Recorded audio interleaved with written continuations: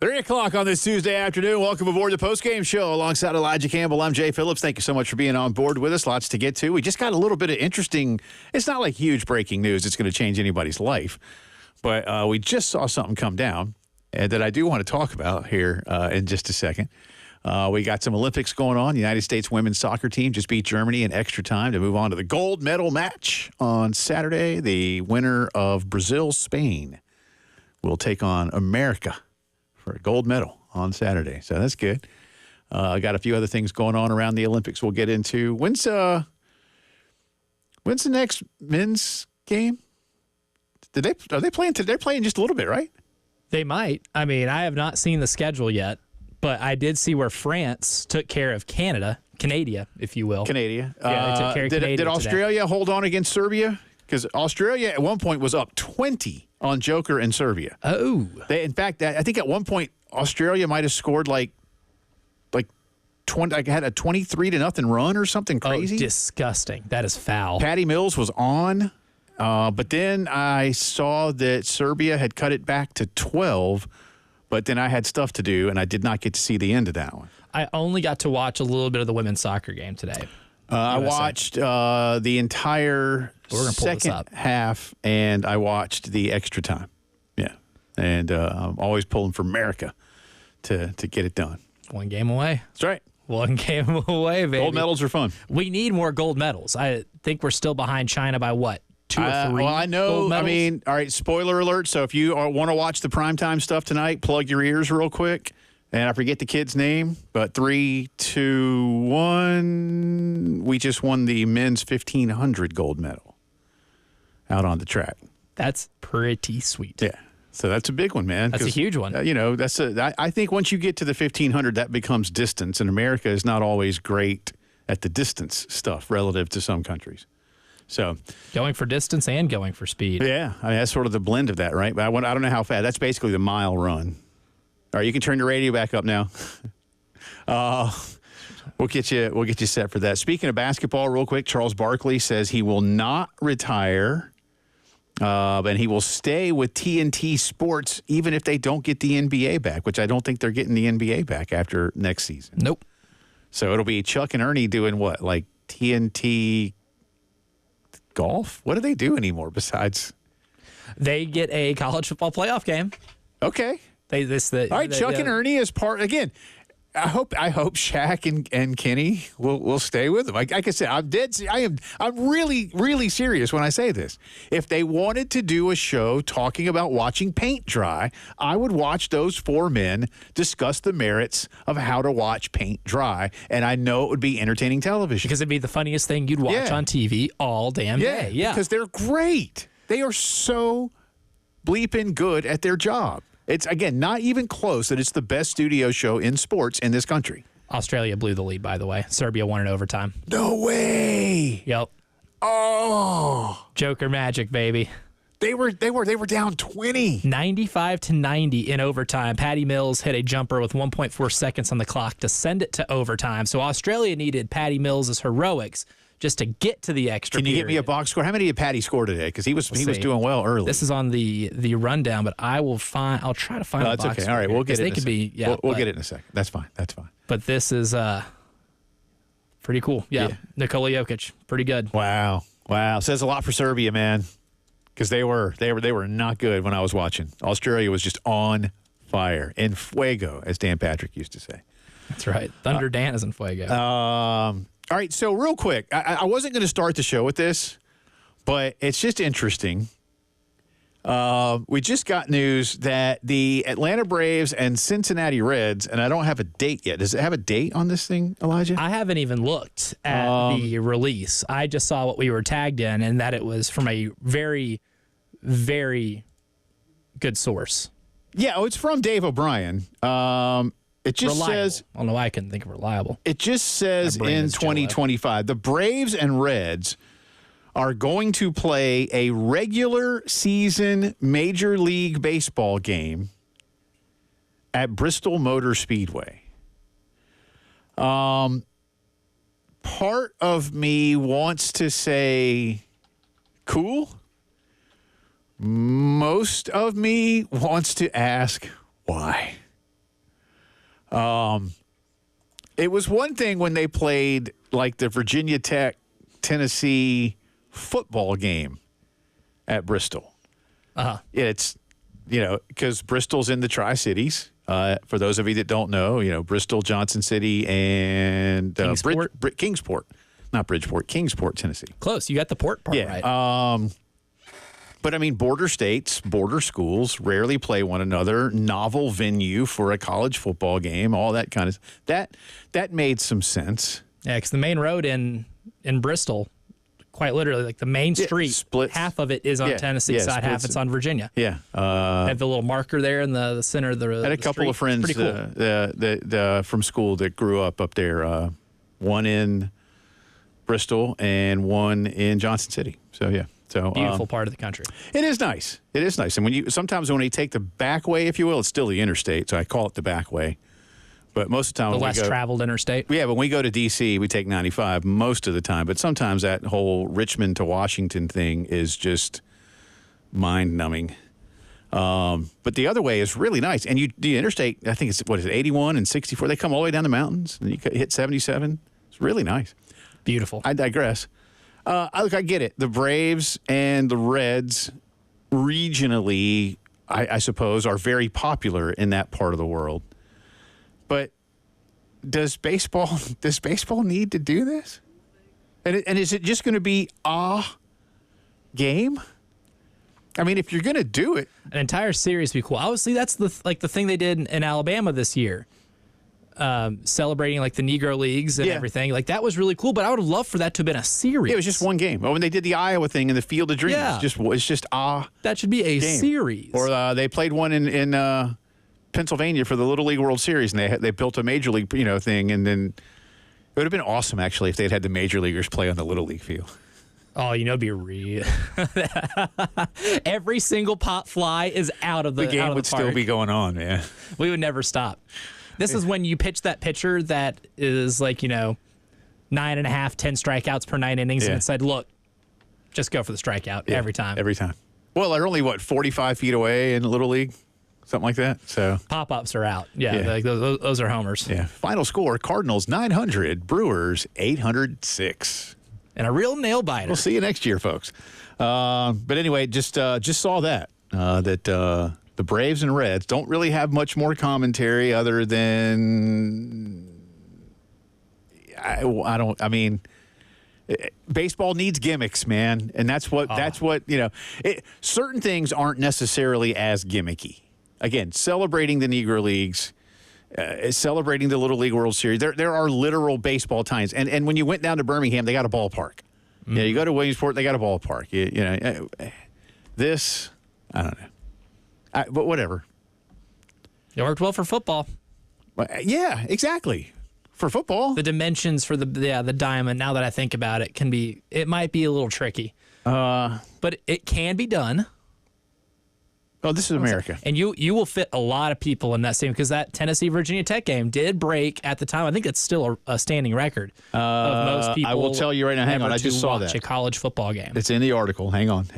I had a lot of friends and family. 156,990, the largest crowd ever to watch an NCAA football game. Yep. I didn't know Bristol was that big as a capacity track because it's not a big track. No, it is one of the smaller tracks, but there is so much available seating in that thing. It is not even funny. And because Darlington only holds 60,000. And they can also put extra stands inside, like the racetrack. I guess that's what they did. There's so much extra seating. Yeah, there was a ton of additional. At that point, you could put seats on the actual track. And I think they did. I want to say they did. That'd be kind of fun.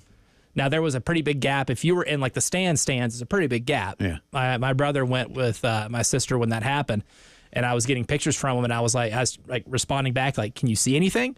And he's like, barely, but it's a lot of fun. We're all having fun. I mean, again, the novelty. Tickets were cheap. Novelty of it all. But like I say, for Tennessee and Virginia Tech, and I get it, the Braves and Reds, that's sort of a middle ground of those two fan bases. The Reds are very popular in from Nashville north into Kentucky, and obviously then there's Ohio. Braves are also very popular in Tennessee, especially Eastern Tennessee. Very much so. Western Virginia and North Carolina. And so I get that it's sort of a melding of the two geographic areas, but I'm just not – I'm a baseball traditionalist by and large, and I don't really like to see baseball have to resort to too many gimmicks. So – but I guess this isn't too many gimmicks. Yeah. Or maybe I'm just mad that my team is involved in one of the gimmicks. I think you're more mad that your team's involved. Probably. In the gimmicks. Because whenever the Reds do end up getting one of their 60 wins of the season against the Braves and that, it's going to be really upsetting. You won't be able to enjoy it as much. Well, I'll just as long as the Braves win, I'm good with it. But here's the thing. One of the teams will win and one of the teams will lose because it's baseball. No ties. No Bud Selig throwing his hands up. Not going to run out of pitchers. We're going to make sure Bud Selig is not allowed entry into this. No date, as I said. No date as of yet. But that just came down to us quite literally about 2 minutes before we hit the air. So wanted to bring that up. 803-404-6100 for you to be a part of the program today. Your thoughts on that if you want to weigh in on the text line. Firehouse Subs text line is open to you, 803-404-6100, or the phone lines. Poll question is still running along on the Twitters. We have gotten down to, if you haven't heard yet, to our final four, if you will. Trademark. Not like Phil Dunphy does, TM. The final four choices there. I said it without making it a thing. But last week, we had 16 choices for the greatest Gamecock moments in the century, in this new century, if you will, new-ish century. And we're a quarter of the way through. It's only so new. That's right. We whittled them down to four, and those four are the 2010 and 2011 baseball titles. That's choice A, choice B. Choice C, 2017 women's basketball title against Mississippi State. And the fourth choice, the 2010 upset of Alabama. And right now, Mr. Campbell, there's a runaway leader for this one. I didn't think it would be this much of a runaway, but my hypothesis was this is going to win, which is why when I seeded all of them, number one was the 2010 College World Series championship. That was the overall number one seed. It won its bracket with like 73% of the vote. It's at 60.7% right now. Number two is that football upset of Alabama at 19.1%.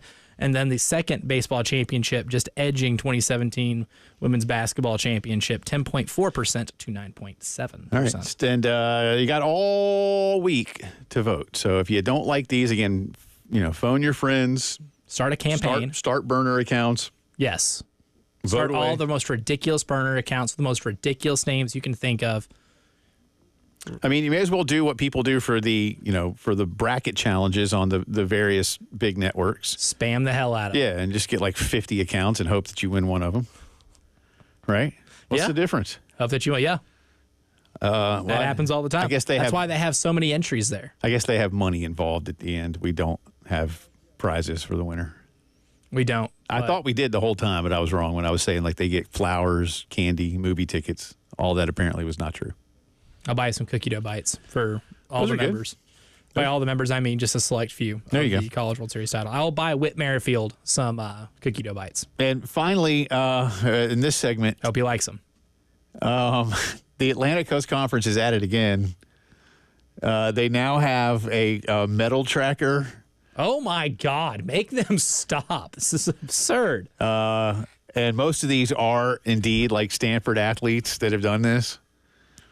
But the ACC is now touting the fact that it has 20 gold medals, 22 silver medals, and 16 bronze medals. But, again, most of them seriously are like Cal and Stanford. This is the sole reason they invited them to this conference. Well, they could steal this valor. I said they knew what they were doing. I said this on Twitter. I don't know if you agree, but I said it's obvious the ACC is now trolling the rest of the world. It's so sad. It's funny. They've leaned into the bit. Yeah. Have you ever seen a conference Twitter page get community noted? No. Until this weekend. No. And they couldn't care less.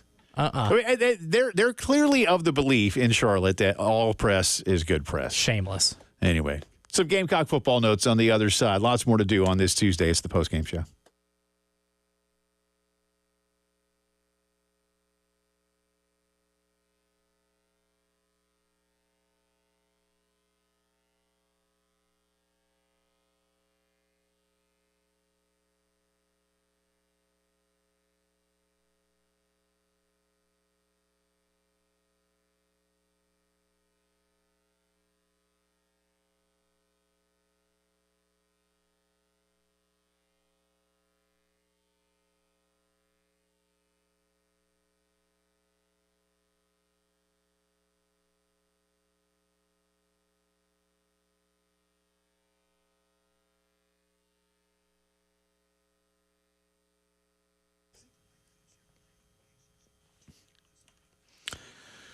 Back to school time across the state, and it could be back to school time in a new vehicle, or at least, something different for you or for one of the kids. Maybe they're off to college in another town. It's a great time to check out what's going on at Palmetto Citizens Federal Credit Union when it comes to the latest in auto loan rates. They offer the same low rates on all new to 2021 models, and they have some great options for older vehicles as well. And many of the plans have no payments for up to 90 days. Plus, Palmetto Citizens can finance more than 100% of the retail or purchase price and offer additional coverage and insurance options that dealerships cannot beat. So before you buy that next car, check out Palmetto Citizens. Tell them what you're interested in and let them see what they can do for you. They can finance it and make you really happy when you save a lot of money. 14 locations around town, and learn more right now when you log on to palmettocitizens.org.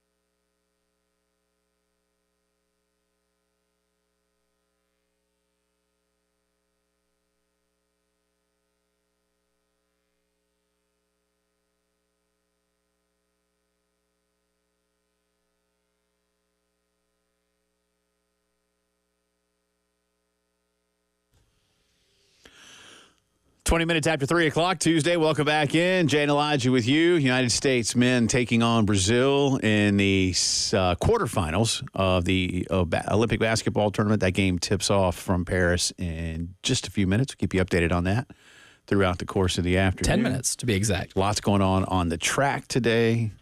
And again, the United States women's soccer team has defeated Germany today 1-0 after beating them 4-1 in the opening round. Today, much tighter. Germany took the Japanese tact of basically packing it in. Park the bus. Yeah, and making America sweat it out. But they got it done. So America awaits the winner of Brazil-Spain for the gold medal. Brazil and Spain kick off in just a little bit over in France. If I get an update on that one. Speaking of soccer, Chris Rogers, Associate AD at Carolina, is going to join Elijah and me in just under an hour with a few more logistical things. We heard we heard from some of you over the weekend and yesterday about the traffic situation at the end of the game.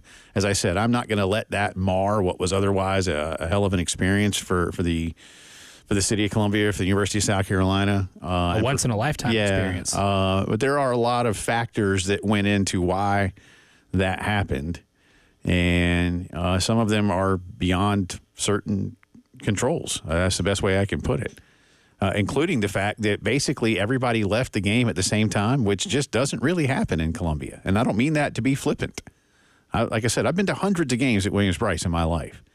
There are times, especially if it's not a good day, when it's not hard to get home. Plus, win or lose after a lot of Carolina games, a lot of people just hang around, especially a day game. You finish off the rest of your chicken, have another couple of cold ones, see your friends. Mm-hmm. Everybody left. More communal experience. Yeah, everybody was ready to leave, but everybody left at once. Again, for about 20 minutes or so, they had nothing but pedestrian traffic. And then apparently a few other things that happened just outside the perimeter, if you will. But we'll get into all of those things with Chris coming up a little bit later on. In the meantime, a few Gamecock football thoughts to get to as camp is still well underway. And we'll turn our attention to what's going on up front on the defensive side. And I think, Bill Gunner and I did our Gamecocks Plus Cocktail Hour TV show today, and Bill brought up a really good point, Elijah.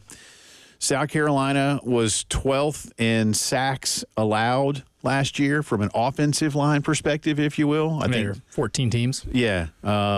And they were 14th in sacks by the defensive line. So tied with Vandy. And that's not what you typically want to hear. Straight up, we'll start at the beginning there with cut one, Coach Sterling Lucas, on what you can do to create, more in terms of stats, like getting those sacks. Yeah. I think we have a lot of depth this year. That's one thing. We just had a defensive meeting. That's one thing. We have a lot of depth, a lot of competition in the room. If you go back, I believe we were maybe second in the SEC in quarterback pressures. The next step is finishing those and those turning into sacks. Yeah. So absolutely, that's the goal. So I mean, you're step one of two, right? Mm-hmm. Got to finish it. Let's just go straight in before we talk more about it to cut two here. All right, so you're getting to them. What can you do to finish the job? I think really is, number one thing we talk about is approach to get off, right? Getting off the football, right? Then we talk about getting in the combat zone, half a man rushes, right? Whatever your fastball rushes is, making sure that you're throwing them, whether that's a club rip, whether that's a stab club, whatever your fastball rushes is, right? And then the most important phase is finish, right? That's turning your toe at the level of the quarterback. We talk about turning your toe and run, reach, right? Trying to get script sacks, right? Get the ball back to Lenoris and Robbie Ashford and those guys, those really good quarterbacks that we got. One of the things that we've talked about a lot for this program under Shane Beamer, Elijah, especially in years 2 and 3, is the head coach, identifying some problematic areas and when I say forcing adjustment, I don't mean like being heavy-handed, but simply saying, hey, I see this, y'all go tweak it. We saw it with the offense in 22. We saw it with the defense last year. How can you find ways to get that to come around, much earlier in the season? And I do think that's imperative for this Gamecock football team. But, Travian didn't have a full year with those guys last year. And he has to work hand in hand with Sterling, and you've got guys on the edge and you've got guys in the interior, and how you blend that philosophy together with what Clayton wants to do. And you've got to think, as everybody learns and grows, that's one of the key elements for this ball club, is Shane now saying, okay, let's take what we identified. I can't really say it with the offense because Dowell took over an offense last year that was going to be designed around Spencer Rattler. So we have a different set of circumstances to discuss when it comes to that. But when it comes to the defense, there are a lot of experienced guys here now. and you've added some quality depth from the portal in high school. So how those things kind of come together in terms of what Shane identified last year and what Clayton was able to put into place, I think becomes really important for this ball club. Again, what that looks like, I don't know yet, but you do see a really nice blueprint. And look, I think one of the biggest things that we overlook when talking about last year's team, because the headlines, the injuries on the offensive line and the defense not getting it together until the last half of the year. But one thing that we just heard right there was like how close the margins are in terms of a pressure and what a sack is, right? I think sacks are a very important stat for a defense to have, obviously, but if you're taking down the quarterback before they throw the ball, that's pretty good. But pressures are every bit as important. And the more pressure you're able to apply to other teams' quarterbacks, that sack number can go up. I think Jadeveon Clowney is the perfect example as to why sacks as a whole is an overrated way to judge a pass rushing unit. Mm-hmm. I thought South Carolina's pass rushing unit was responsible for interceptions that they made on Devin Leary in the Kentucky game. They were responsible for turnovers made in the Clemson game. And those are the two games that you gave up 2 offensive touchdowns and 2 games against offenses that when they played each other in the bowl game went off for really good numbers. Like, those are solid offenses. They're not the greatest, but they're great running offenses, and they had relatively high ceilings. But your pass rush, despite maybe not getting a large total of sacks, like you go back and look at the Clemson game last year, you were able to get, actually they ended up getting several in that game. Or those are tackles for loss. Sorry, only 1 actual sack in that game. But the pass rush is what forced turnovers against Kentucky. Devin Leary throwing that interception to Nick Emenwari. That helps a lot whenever you're front four, or how many ever you're rushing to the quarterback. If they're able to get home, even when if the ball gets released, that's still a positive play. So while the sack numbers were tied with Vanderbilt for the worst, they had a significantly better pass rush than Vanderbilt had because they were able to force turnovers at the end of the year. Unfortunately for you, it took 8 weeks to get to the point where that ended up actually winning you games. But when you look at those guys coming back, you're able to continue a lot of that momentum. And when you look at just the overall pass rush stats in terms of just sack numbers, it can be easy to be discouraged thinking, oh, well, we got a lot of guys back, but how much that experience is truly valuable. But when you look at that pass rush number, the amount of times they're able to rush the passer adequately, and the amount of times it actually ended up turning into turnovers at the end of the season, that's where you have to be a little enthusiastic about this defensive front. I agree, and that's why sometimes I say, I sometimes get on people, but we had a guy a few years ago who was convinced that J.C. Horn wasn't any good because he didn't have any picks, a caller. And I'm like, bro, they don't throw to him. That's why he didn't have any picks, because they're scared of him. Interceptions and sacks. That's why he was a top 10 pick in the NFL draft. Yes. The PFF numbers can tell you a lot more, the Pro Football Focus numbers, because they're going in depth on some things that we can call them measurables to some degree, but they're not trading card stats. Mm-hmm. And I do think that matters, to your point. Now, you'd like to blend the two, and certainly any coach and player would like to have more sacks, picks. Naturally, whatever. Yeah, sure. But Absolutely. I'm with you, and we've talked with Langston and Preston a bunch about this, especially for the guys in the middle. Disruption is the key. Yeah, I mean, they'll force a fumble somewhere. They'll bat a ball down somewhere, and yes, they will get through and have a tackle for loss and a sack every now and then. But their job is disruption, and then it's up to some of the others to try to come in, as you mentioned, the edge guys, to make that difference. The guys in the middle just need to make sure they've secured those guys so that it allows guys to free up. But again, what you did in the second half of the season, really final third of the season, needs to be measured a little better. Got some thoughts on the new NIL rules for the NCAA we'll give you. And oh, boy, we'll be right back.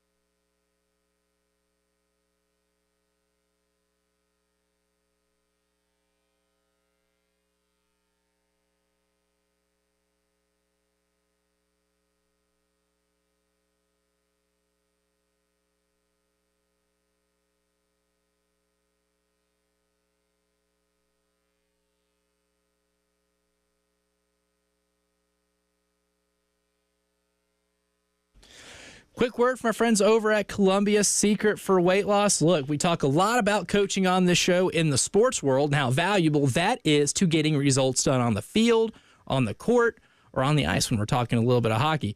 But in your weight loss journey, good coaching also leads to great results. And my friends Paul Grant and Shaylin over at Columbia Secret for Weight Loss not only give you the tools you need and the tips you need to be able to achieve your weight loss goal, whatever it may be. I didn't have a gargantuan weight loss goal, but it was 15 to 20 pounds, and I was able to succeed in that in a really impressive amount of time because of their coaching, because of the tips, and because of the things they helped equip me with to not only reach a goal, but to sustain a healthier living. And if you'd like to learn the secret of losing up to a pound of unhealthy fat per day and start your own success story, give Paul Grant and Shaylin at Columbia Secret for Weight Loss a call. 803-824-4210. Again, 803-824-4210. Results may vary.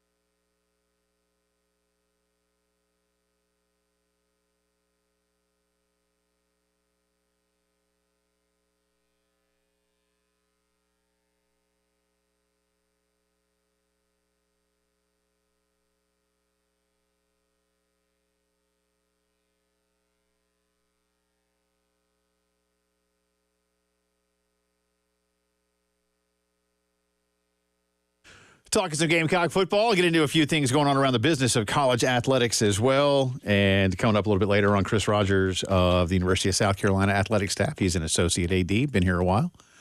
Once Chance Miller became the AD over at Coastal, Chance had been running a lot of the soccer game stuff. Chris took over. I think that's the official term, soccer game stuff. Soccer game stuff coordinator. Yeah. Sounds good. Football teams have run game coordinators, pass game coordinators. Soccer game stuff. Chris is the soccer game stuff coordinator. And not only soccer game stuff that I want to talk with him about, but what else might be in that vein, if you will? What else could you do? I mean, the NFL doesn't want to have preseason games, and really, who cares? I remember going to one. I was like, okay, there's a couple of NFL guys. I think the only one I remember, I feel like they're fun, cheap tickets. We had Washington and the Jets. Ew. Yeah, no. Oh, that's gross. But I feel like there was another one. Maybe I'm just misremembering, but I feel like there was another one that we had that maybe I didn't go to. Maybe I was out of town. Going full Roger Clemens. I don't know why I feel like there was another one, but I could be wrong. In the meantime, if you did not hear about this, the NCAA now has opened up what they call NIL Assist, and it is a database that is, I guess, supposedly here. Now, these things have to be reported. I got this wrong the other day when I was talking to Elijah, and he straightened me out, thank goodness. All of these NIL deals have to be reported. But if you tell me, what was the other thing? Like if you go even farther, like you get there's some incentive to report more, or they assured the schools that this is not like an entrapment. It's not an eligibility entrapment. Right. So if you report something that might, that might insinuate some maybe eligibility rule violations, that they're not going to pursue it because they are trying to achieve full transparency. So you've done some digging on this, and I know some of it. It's still very early. This thing opened. It's not even been open a week. So, and I don't know what the deadlines and timelines are in terms of how long a school, a player, et cetera, has to report their NIL deals. What's the responsibility of the collectives, which are, again, by and large, not at this point in time under the direct purview of schools, which, again, I get, but I think that's problematic moving forward. But what have you – I mean, okay, I'm going to be cynical. I'd rather start with the cynical question and then work our way toward the serious. It's not an entrapment tool. Do I believe that? Yeah. Okay. Yeah. I say that like kind of tongue in cheek, but here's the thing too. It's a lot of it's a database. Like it doesn't get granular to the point where you can find individual players and their earnings, right? Okay. It's like the most granular you can get is position group by sport. So you can get down like part of the deep dive I did on this yesterday. What if I'm an ATH? Oh, they have that too? Okay. Yep, they have it. They have edge and defensive linemen. Okay. Interior defensive linemen. Okay. Like they go pretty in depth with the positions, and I think that's really the most important thing. Reading an article in Sportico yesterday, we're trying to get a background on this. I thought one of the worst quotes I saw was from the vice president of Teamworks, which is the third party programming that is assisting with the site. A guy named Kevin Barefoot. No shoes at all. But he said, this isn't an enforcement mechanism for eligibility. It is not intended to set what the fair market is and does not solve all challenges. It is a scale and a solid step forward. But I'm like, isn't this the whole point of this? Shouldn't what the whole point of this is to achieve a fair market value and to have a little bit of transparency so we can at least quit the BSing that happens when it comes to recruiting of kids and transfer portaling of kids and giving them these delusions of grandeur that they're going to come onto this campus and be swimming in cash, and it turns out they're only making $20K and they're getting jobbed because these people that are offering these type of things are not associated with the university, so the university has this plausible deniability. Shouldn't that be the whole point of this? Well, it should, and again, we're blending in the cynicism because it's hard not to at this point, but if I'm not mistaken, one of the tenets of the law that was passed across the street, I'm pointing at the State House, was that disclosure was not required. And yet this NCAA rule says disclosure is required. I'm I don't know why you would want to keep it private, is my thing. And as you pointed out, this is not a database that, says, and I'm just going to, use Raheem Sanders, whomever, Lenora Sellers, Cade Klubnik. All right, you don't have to put the name of the player in there. You're going to put his position group, her position, and the sport they play, and then you go from there. But I'm with what you just said, and you and I have agreed on this before. If I'm a player, if I'm a school, if I'm an agent, if I'm a parent, if I'm any of these people in this country, I want this out there because this is a free market society.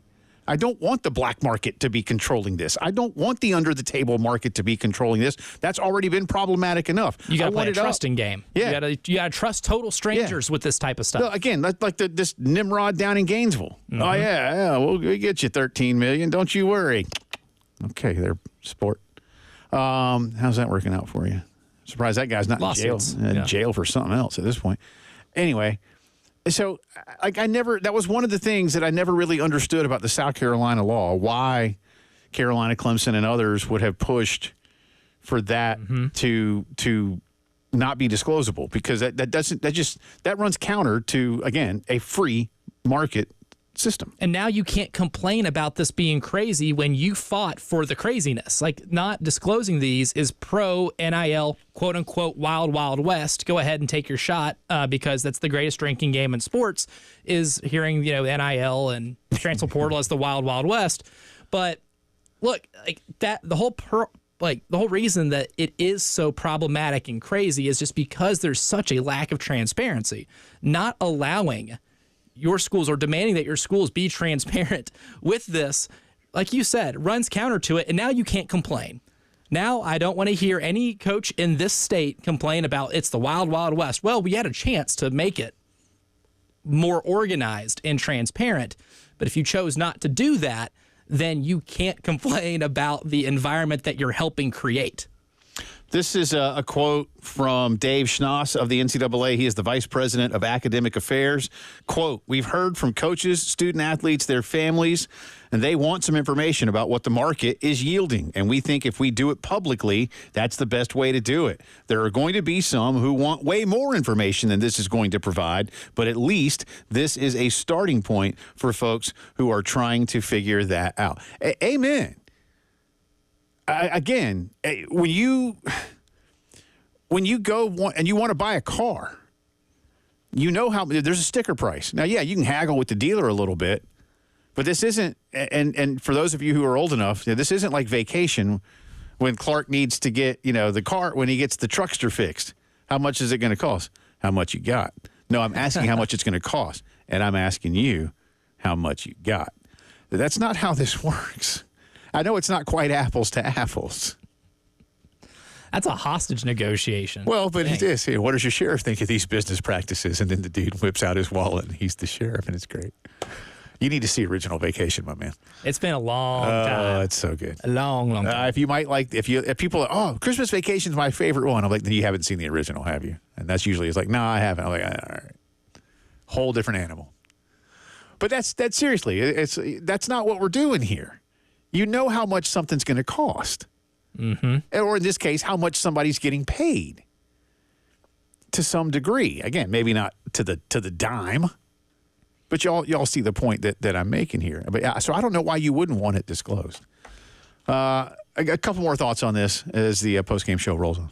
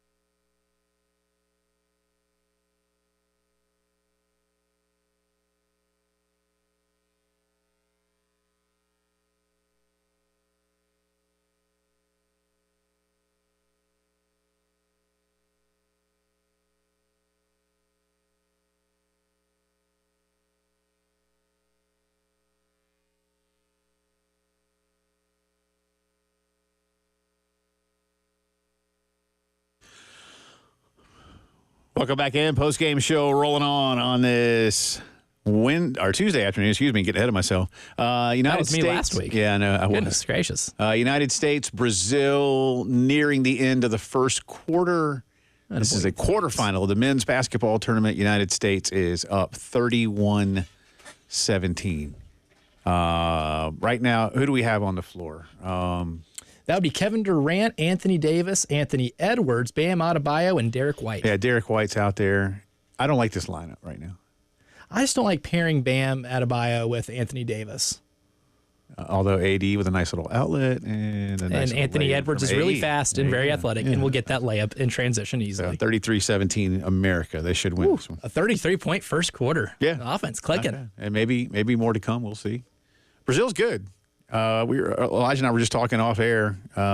Brazil. There's a lot of dudes that are capable of playing in the NBA and choose not to. A lot of them play in Europe, and maybe they like the lifestyle better, speak the language better. Whether they're in Portugal or Spain. There's a lot of things. I get it. And they're playing on a regular basis. Whereas here they might not be starters or guys that see significant minutes, even if you make a lot of money. All the guys on their roster right now that do play in the NBA aren't starters. Like Raul Neto's played for about 7-8 years, but he's not a starter. Bruno Caboclo was thought to potentially be when he was at 18, and at the draft he was labeled as a year away from being a year away. Never actually end up coming to, I guess, fruition as a day-to-day NBA basketball player. But they got talent, but they don't have guys that come to the NBA and play starter minutes anymore. I will come back around to the NIL story, but I just made me think of this. You and I haven't talked about this yet, at least on the air.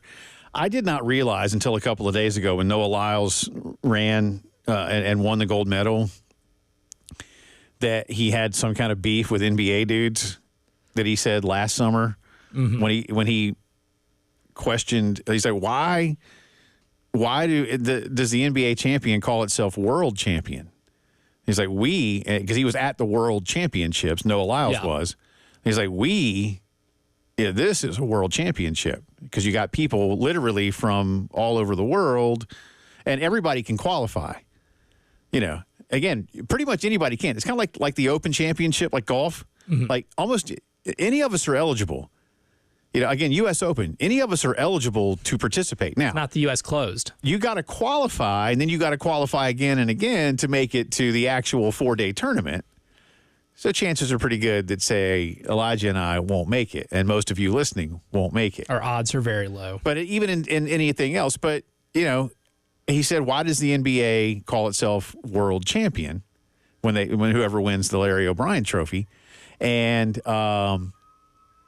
And then NBA dudes apparently were like, because we're the best players in the world, and that's why we're world champions. And I'm not going to lie, man. I'm on Noah's side. I've always kind of been uncomfortable. Like, for instance, I remember Pittsburgh Steelers, a buddy of mine that grew up in Pittsburgh had one of the terrible towels from back then, and it said, like, Pittsburgh Steelers world champions. And I was like, even then when I was a kid, I was like, wait, world champion? Like, how many other countries did the Pittsburgh Steelers play champions of to be called world? Well, see, here's where that I get your logic, but here's why it is flawed. In the NBA, here are your last 5 NBA MVPs. Nikola Jokic, Joel Embiid, Nikola Jokic, Nikola Jokic, Giannis Antetokounmpo, Giannis Antetokounmpo. You want to know what country they're all from, or all not from? Yeah, America. America. Yeah. The best players in the world come to America to play. But it is a global league with teams based in America because the best players in the world come to America. Okay. I agree with you in that respect. The same is true in England. For soccer, most of the best players in the world, not all of them, because a lot of them are in Spain. Very true. But most of the best players in the world are playing right now in England.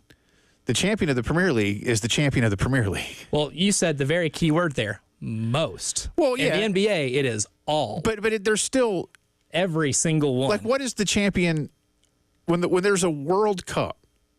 That's the best team in the world, right? And that's a country. And then there's a club World Cup for soccer.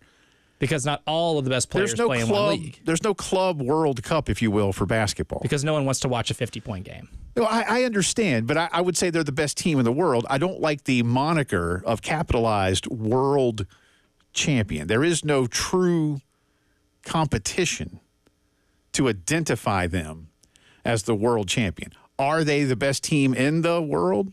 Sure. But look, I think even when the Cavs beat the Warriors, like the most famous single LeBron play in the history of LeBron. Or the entire league. I still think the Warriors were the better basketball team. LeBron just was better on a couple of nights, and boom. We could have just given them the title if we wanted to say who's the best team.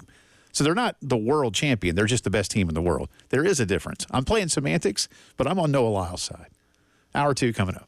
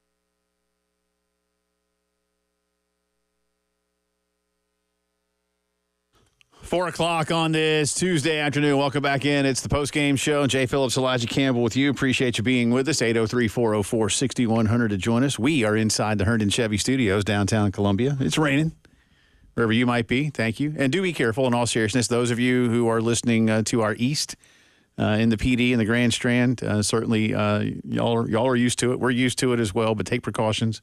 Several counties across the state, really certainly the eastern half, are under some form of flash flood watch or warning at this point in time. So do be careful. It's kind of just raining steadily.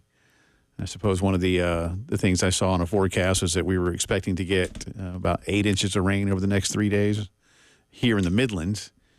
To a lot of rain. To the east and southeast, probably a whole lot more. So please be careful out there. But coming up just a little bit, Chris Rogers, Associate AD at Carolina, will join us with more, I guess, I don't want to say a debriefing. That's not what we're doing. But just kind of talking about what happened on Saturday night, all of the good stuff. Yes, there was a little bit of bad, and for some it was worse than others when it came to getting out at the end of the ball game. But there are very easy reasons to look at and understand why. Primarily that pretty much everybody left the match at the same time, which is not something that typically happens at a Carolina football game. And it was a sellout crowd, and it was raining, and there was a lot of folks that were from somewhere else that were kind of making their way through. A lot of different variables added to it for those who complained. And I get it, and they'll always try to work on better. But as I said yesterday, I'm not going to let that define what was an amazing opportunity and experience for Columbia, South Carolina, and the University of South Carolina. So there's that for you. A couple of fun things to get to here real quick. First, our poll question. If you have not yet participated this week, then we certainly invite you to. I'll toss it over to Elijah, who's been basically in charge of this whole thing on where we are and how much time you got left. I was going to say, if you haven't been participating, to quote my dad, Yorta, get on to Twitter at 1075 The Game. And on our pinned tweet, which is at the very top of the profile, we have the final poll, and this is our best participation yet. We are at 519 votes on the final poll. We have 3 days left. This will end on Friday, and we have an overwhelming favorite right now, and that is the College World Series Championship, the first one in 2010 against UCLA, the Whit Merrifield hit, leading at 60.7%. And second, the 2010 football upset of Alabama at 19.3%. And then a close race for third, for a bronze here, if you will, in honor of the Olympics going on right now. The 2011 College World Series title versus Florida to go back-to-back at 10.4%. And the 2017 Women's Basketball Championship, the first of the Dawn Staley era, at 9.6%. And then our fifth, to round out the top five, our winner of our consolation poll from Friday, was the SEC East Championship sealing victory in the Swamp in 2010 against Florida. All right, so they get a nice consolation prize. That's right. They will round out the top five. So now we can officially have a top five, as voted on by the fans, greatest moments in Gamecock history since 2000. Yeah, and I think this is very scientific. Would it have been, and I'm not suggesting we should have done this by any means, because you got to put them all in there, but what if we had taken this baseball title out? Like, okay, we know this one is really big, so now everything else. The best of the rest. Yeah, just curious. Like what would that have looked like? So, but it looks like 2011 is going to come in second. 2010, the football upset of Alabama, is got almost a 9-point percentage edge on the 2011. I thought I heard you say it the other way around, but honestly, I was looking at the Mac Markway story. A Mac Markway story. LSU tight end Mac Markway has quit football today. Oh. Maybe he's a little further down the depth chart. Yeah. I think Mason Taylor is going to be the starter. Probably. But just quit football. Interesting. Yeah. Not transferring either. Just quitting football is what it looks like. I'm trying to find out a little bit more on that one. America up 41-31 on Brazil halfway through the second quarter. Coming back a little bit. Yeah. Brazil's good, man. Again, America can't roll over and just go like, all right, we're going to win.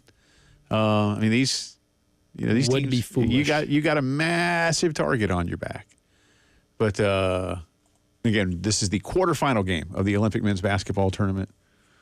So America on its way to a halftime lead, but Brazil is trying to keep it close. Now just down 8, 42-34. Keep you updated digits on that one. Again, we were talking earlier about NIL Assist. That is the new program that the NCAA has launched that is not technically voluntary. But but again, a lot of states don't require. This is a great idea, and I'm afraid it's not going to work the way it needs to. It's a database that you put in. Again, you don't have to put in your name, but schools are required to do this and put in position, sport, amount, and then the NCAA uses that to help generate a market value. Here's what quarterbacks are getting. Here's what defensive linemen are getting. Here's what point guards are getting. Here's what shortstops are getting. And then it helps people make these decisions. Now, look, you might have a team that's got a shortstop who's not very good, and you might have a team who's got a shortstop that's going to be the number one pick in the draft. You might have a quarterback who's a third-teamer, and you might have a quarterback who's going to win the Heisman. So, yeah, there's going to be differences no matter what. Mm-hmm. But having a way to have market value be legit is a smart thing to do. So I applaud this. But like I said, here in South Carolina, disclosure is not required by state law. And what you will hear, and again, whether it's South Carolina or Texas or whatever, hey, we're just being compliant with the law. Well, there's no punishment if you don't. If you break that. It's not really breaking the law. And that's what I don't understand. It's a permissible law. Yeah, that's what not right. Prohibitory. Yeah, there's no punishment. Nobody is. You're not going to get a sled agent. Hey, linebacker. You weren't supposed to put your name in the database. You're going to jail. Sorry, Mr. Sled Agent. That's not going to happen. It's okay. Right? It's okay. That's why I loved Ross Bjork. We're just Classic, yeah. We're just trying to be compliant with the law out here. I'm just trying to stay out of jail. You wrote the law, Ross. You realize that, right? I'm just trying to stay out of jail. I'm just being compliant. My hands are clean, legally. So, we'll see how this goes. Right now, the Athletics says that it asked agents and collectives about this. Many of them said they would not sign up for it. There is a separate section of this that allows agents to be vetted. Now, again, why wouldn't you want to be vetted properly as an agent? Mm-hmm. It's like the Better Business Bureau. I mean, it's one of those things too. I mean, because one thing I've learned is that for athletes only, you can sign up and you can leave Yelp-like reviews for agents and other, I guess, marketing companies that you can work with. Yelp-like reviews of collectives, providers, agents, and their own brand management companies. So if you have a bad experience, like Jaden Rashada can join this, talk about that Gator collective and give them the worst seething review you have ever seen anywhere on Negative Yelp. 5 stars. Yes, negative stars. Well, you mentioned in earlier the current lawsuit. Yeah, you mentioned earlier a guy named Kevin Barefoot who works with the company that's helping develop some of this. Teamworks is the name of the company, and he said of agents and others signing up or not signing up, he said it's been mixed, which is what we expected. Some people have said they feel very good about the access and visibility among student athletes. Perfect, he says, is the enemy of good here. If we can get to a point where there's more information out for student athletes to understand the market and the service providers, that's a great outcome. Amen. Again, why wouldn't you want this as a school? Why wouldn't you want this as a student athlete, as a parent? The more that's above board, the better. Otherwise, we just go back to what we fought so long to defeat. We could have just kept, fast food bags on park benches, right? The road to progress is pretty clear and easy. I mean, I just straightforward. And there will always be someone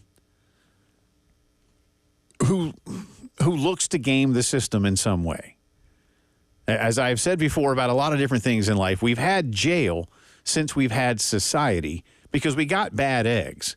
But most people, the vast majority of people, want to do it the right way. And I'm not trying to equate this with, some of the things we've seen, I mean, look, now a guy like Bud Dupree could get, a sponsorship from a manufactured home company. Because if you've seen that 30 for 30, again, the word was, hey, Bud, what do y'all need? Coach, talking to Barry Switzer, my mom needs a Marcus new double Dupree. wide. Marcus Dupree, sorry, not Bud Dupree. Former Marcus Titans, Dupree. great. And by great, I mean not so much. Coach, my mom needs a new double wide. And then the next day, he says, what pulled up on the back of a flatbed truck? A brand new double wide.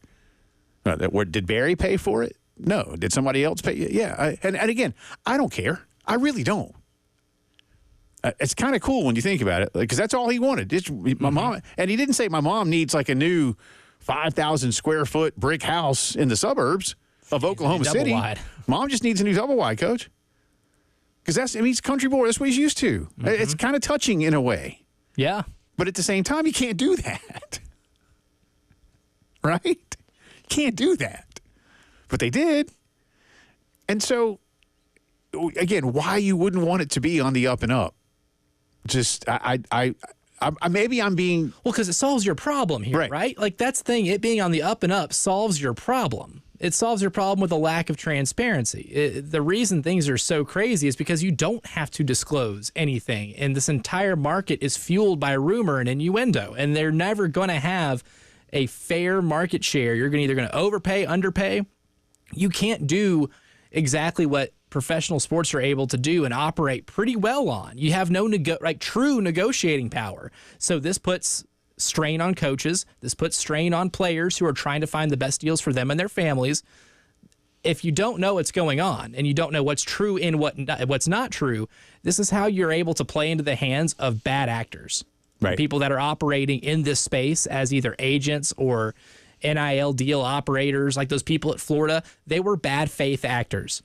And this is how you play into the hands of those people. So not only are you doing a disservice to the kids, you're doing a disservice to your own school by not being able to utilize some type of tool for transparency.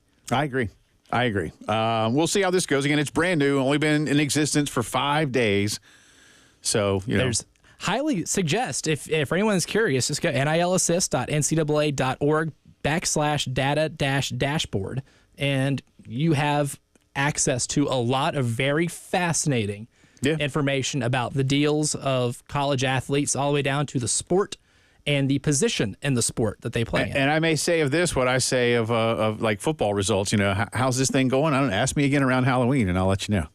Because by then, maybe we have a lot more data in the base. Because the data that you have right now is all deals from January 1st of this year to July. So we will get it again in another 6 months. We'll continue recapping what happened on Saturday night at Williams-Brice between Liverpool and Manchester United. Chris Rogers, Associate AD at the University of South Carolina, will join us on the other side to talk about what happened on Saturday and what might be happening next along these lines. You're listening to the Postgame Show.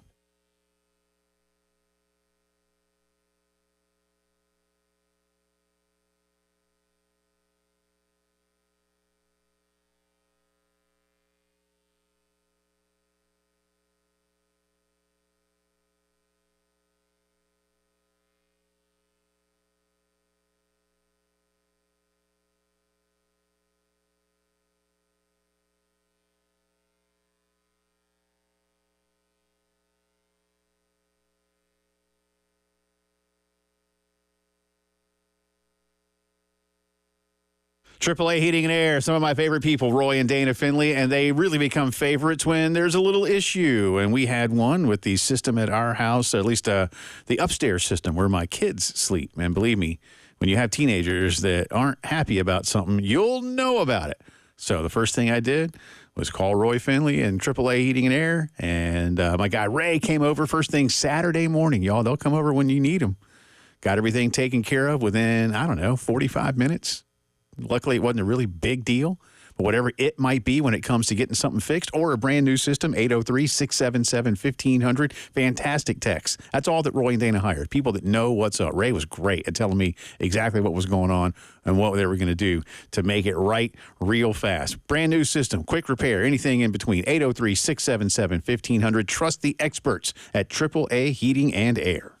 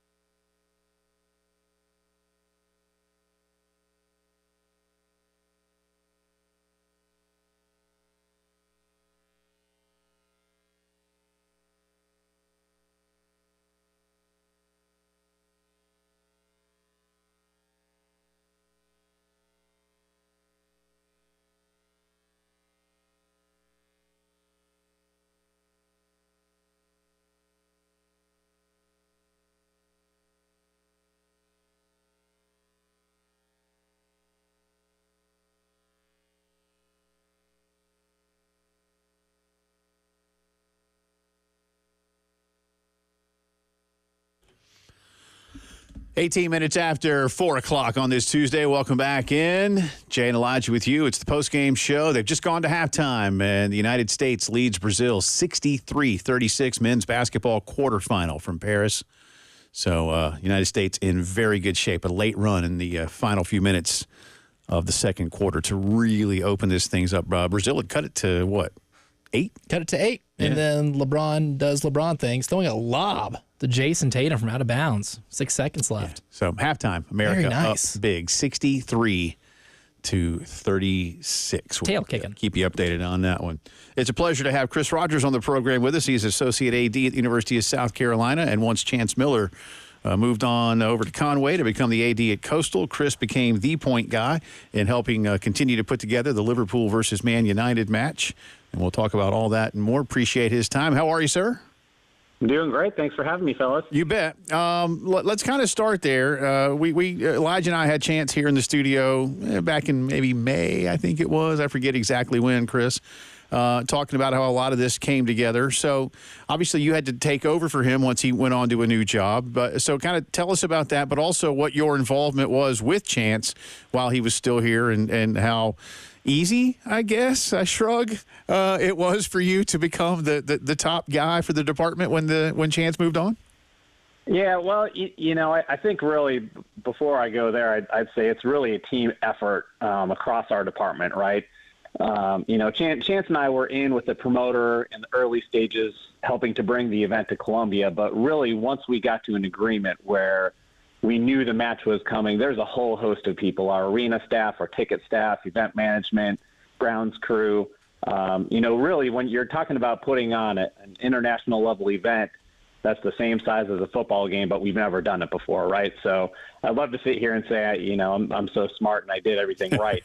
But at the end of the day, it really did take a really talented group of people in our athletics department to pull this off. Sure, I can appreciate that 100%. And on that note, it's you're used to it. I say you. This university is used to putting on an event for a small city several times a year and has done so for decades. So, this may sound like a weird question to ask, but from a percentage standpoint, Chris, if you can kind of label it for us, how much of it was exactly what you do relative to, as you said, bringing in two of the biggest names in all of global professional sport to Columbia? There's similarities in terms of how we prepare internally. But there's a lot of differences as well. Just in terms of running this event, you have a promoter. The promoter has some people that help to run the event outside of our event management staff. You've got two teams, obviously, that are not located in this country and have never been here before. So they have lots of questions in terms of what's game day going to look like? How are we going to practice? Where does our team go? How do we not have crossover? Because obviously they're huge rivals, right? So that was an important factor. But there were lots of different things from a football game day in that regard, just because you're dealing with teams that have never been here before, number one. And then number two, you've got a whole host of fans that are coming from all over the country. If you look at our ticket sales, 40%, it was over 40% came from outside of North Carolina, South Carolina, Georgia. And it was over 50% that were coming from outside of the state of South Carolina. So when you look at the number of people who are coming to Columbia who have never been in our venue before, obviously that is a different dynamic than what we're used to on an SEC football week. Now, these two teams, obviously, they play at a global stage, and they're two most popular teams in the world, two of the biggest brands in the world, regardless of sport. So they're used to playing in really nice venues and really great atmospheres. What's the feedback that you've gotten from maybe the organizers of the event or the teams themselves about maybe how the field was, how the training was, the facilities were leading up to the entire event, and then how it played out just for the two participants in this game on Saturday? Yeah, I mean, we got mostly all positive feedback from both the promoter and the teams. The field looked amazing. I actually was walking around on it Sunday after the match. We got our women's team out there to practice a little bit. So we joked, we said the only three teams that touched this field were Man U, Liverpool, and Gamecock women's soccer. But I mean, the field was still in great shape the next day. Both teams said it was probably the best field that they had played on during the tour this summer. So I think that was high compliments for our ground staff. And then I think just in terms of what the city did and how the teams felt walking into that stadium, I mean, I heard several players say, you play games in here regularly? I think, they went to other stadiums and they know that what it looks like for American football in those stadiums. But I think they were a little bit surprised to come to a city the size of Columbia and see the type of support we had in the stadium. Yeah, that was one of the things I saw in the athletic piece. Is that a town of 140,000. I was like, well, that's the city limit. But let's go metro. We're not so tiny, but you're used to it, and that's the thing about what SEC football and a lot of college football, Chris, is all about in terms of being able to pull this off. Chris Rogers with us, Associate AD at Carolina. All right, I want to get the negative out of the way because I still want to get to a lot of positives because I certainly believe my own opinion that Saturday night was overwhelmingly positive, but nothing is foolproof or perfect.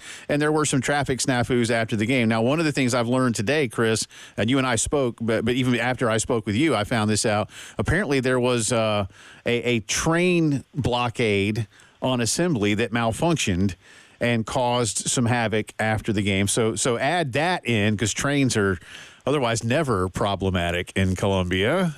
To again, as you mentioned, so many people from somewhere else that were coming around. What have you guys learned from those responsible for traffic flow, et cetera, about where the biggest problems were and what can be done next time? Yeah, Jay, I mean, when you and I talked, I would agree with you. I mean, by all accounts, this event was an outstanding event in every regard. I know there were certainly some frustrations on the parking front.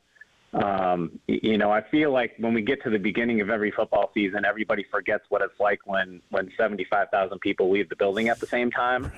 And you also have to remember, again, we had over 50% of these fans that are coming from out of state who have never been here before, on top of the fact that it's dark and it's raining and we had train issues, right? So I think all of those things are a little bit of a perfect storm that maybe created some issues that were a little bit greater than you would normally have on a game day. But at the end of the day, I think that should not take away from the stage that we put on, from how awesome that event was. I think if you talk to anybody that went to the match itself, everybody walked away from there going, that was an awesome experience, and we hope we can do it again. Yeah, no, I certainly felt that way. And again, I was in the traffic for about an hour and 10 minutes. So I understood, but I've been in traffic for an hour after Carolina, Georgia, or something to that, especially when there's a whole bunch of people down there. So when the fair's in town, yeah, like the South Carolina Florida game this year, it took a while to get out of those parking lots. Yeah. But Chris, I know you probably won't be able to divulge a lot of this, but I mean, Jay and I talked afterwards, like how awesome it would be to get something like this here again. And I don't know if there's maybe anything with the feedback that you guys have had that's been so positive, if there's anything that sports fans or music fans or anybody that enjoys things at Williams-Brice Stadium that might not just be South Carolina Gamecock football, that they might be able to look forward to maybe in the future.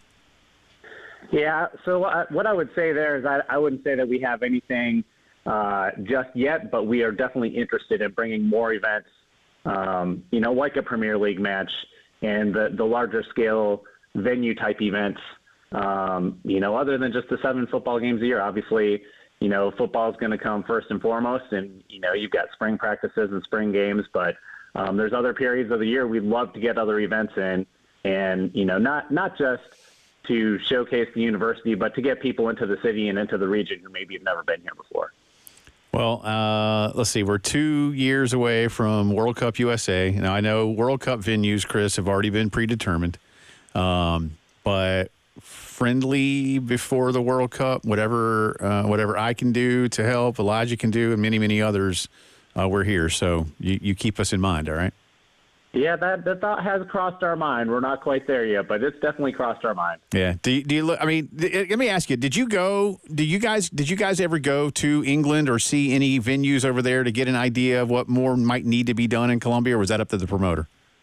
No, I'm going to be honest with you. We Clark Cox, who's on our grounds crew, has worked a lot of these international matches for these summer tours extensively every summer. He's gone somewhere around the country to work various matches. He's worked Copa America. He's worked the tours.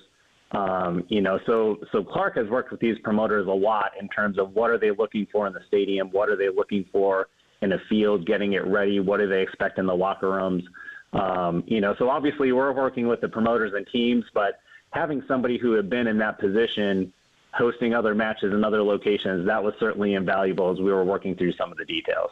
Well, I mean, I don't mean to scold you here, but you missed an opportunity to charge a nice trip to England to Ray Tanner in the athletics department, man. So next time, know what I mean? Well, if we're going to go for a World Cup friendly, we might have to do that on an international scale, right? For an international match. So we'll go there. You just tell Ray you need to go to France, Spain, Italy. And I need Jay Phillips as a consultant. Sure, I'll come along. I'm here. Hey, thanks, man. Congratulations to all of you. I thought it was tremendous, and I think it was a great showcase for our city and for our university. And you guys did a hell of a job, man. You really, really did. Hey, appreciate the support. We really do appreciate everybody who came out. It was an awesome event, and you don't have awesome events without crowds that sort of bring the energy. So really appreciate everybody coming out and supporting it. It was a good time. Let's hope we can do it again. Thank you, Chris. Appreciate it, buddy. Thanks, gentlemen. You bet. That's Chris Rogers, Associate AD at the University of South Carolina. This is the Postgame Show.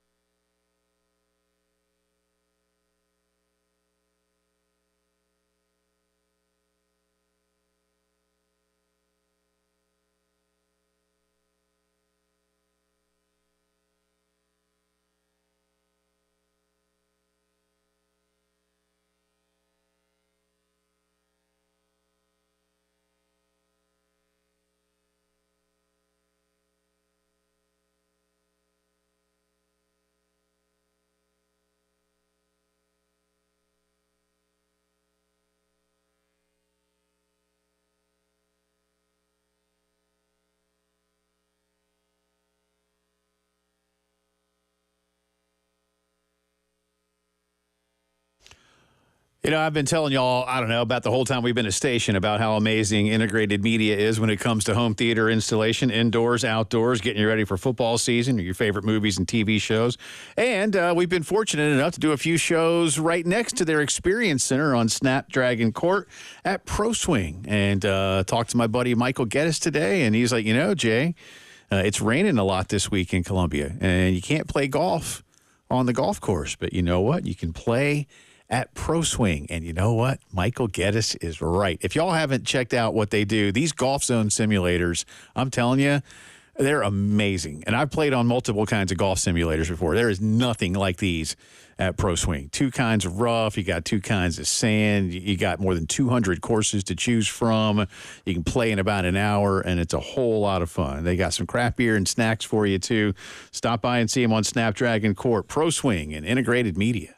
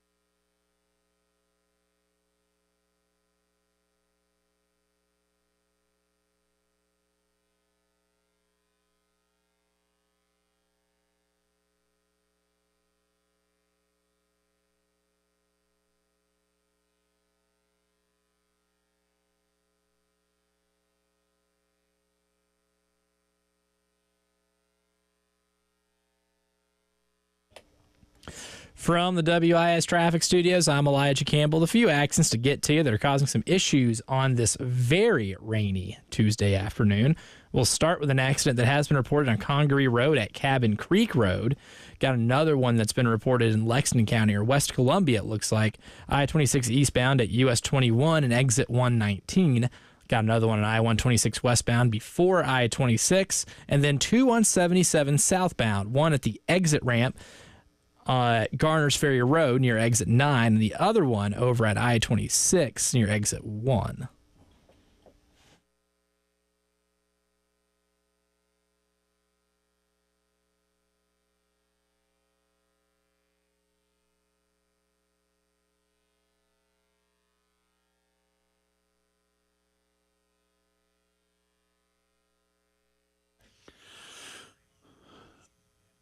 We were just talking about the Manchester United-Liverpool match. Liverpool won 3-0, but in our opinion, Columbia and the University of South Carolina, big winners in that one, despite a few things. When I did hear today that a train arm malfunctioned on Assembly Street, I thought, oh, well, there you go. I mean, just think of the domino effect that something like that has.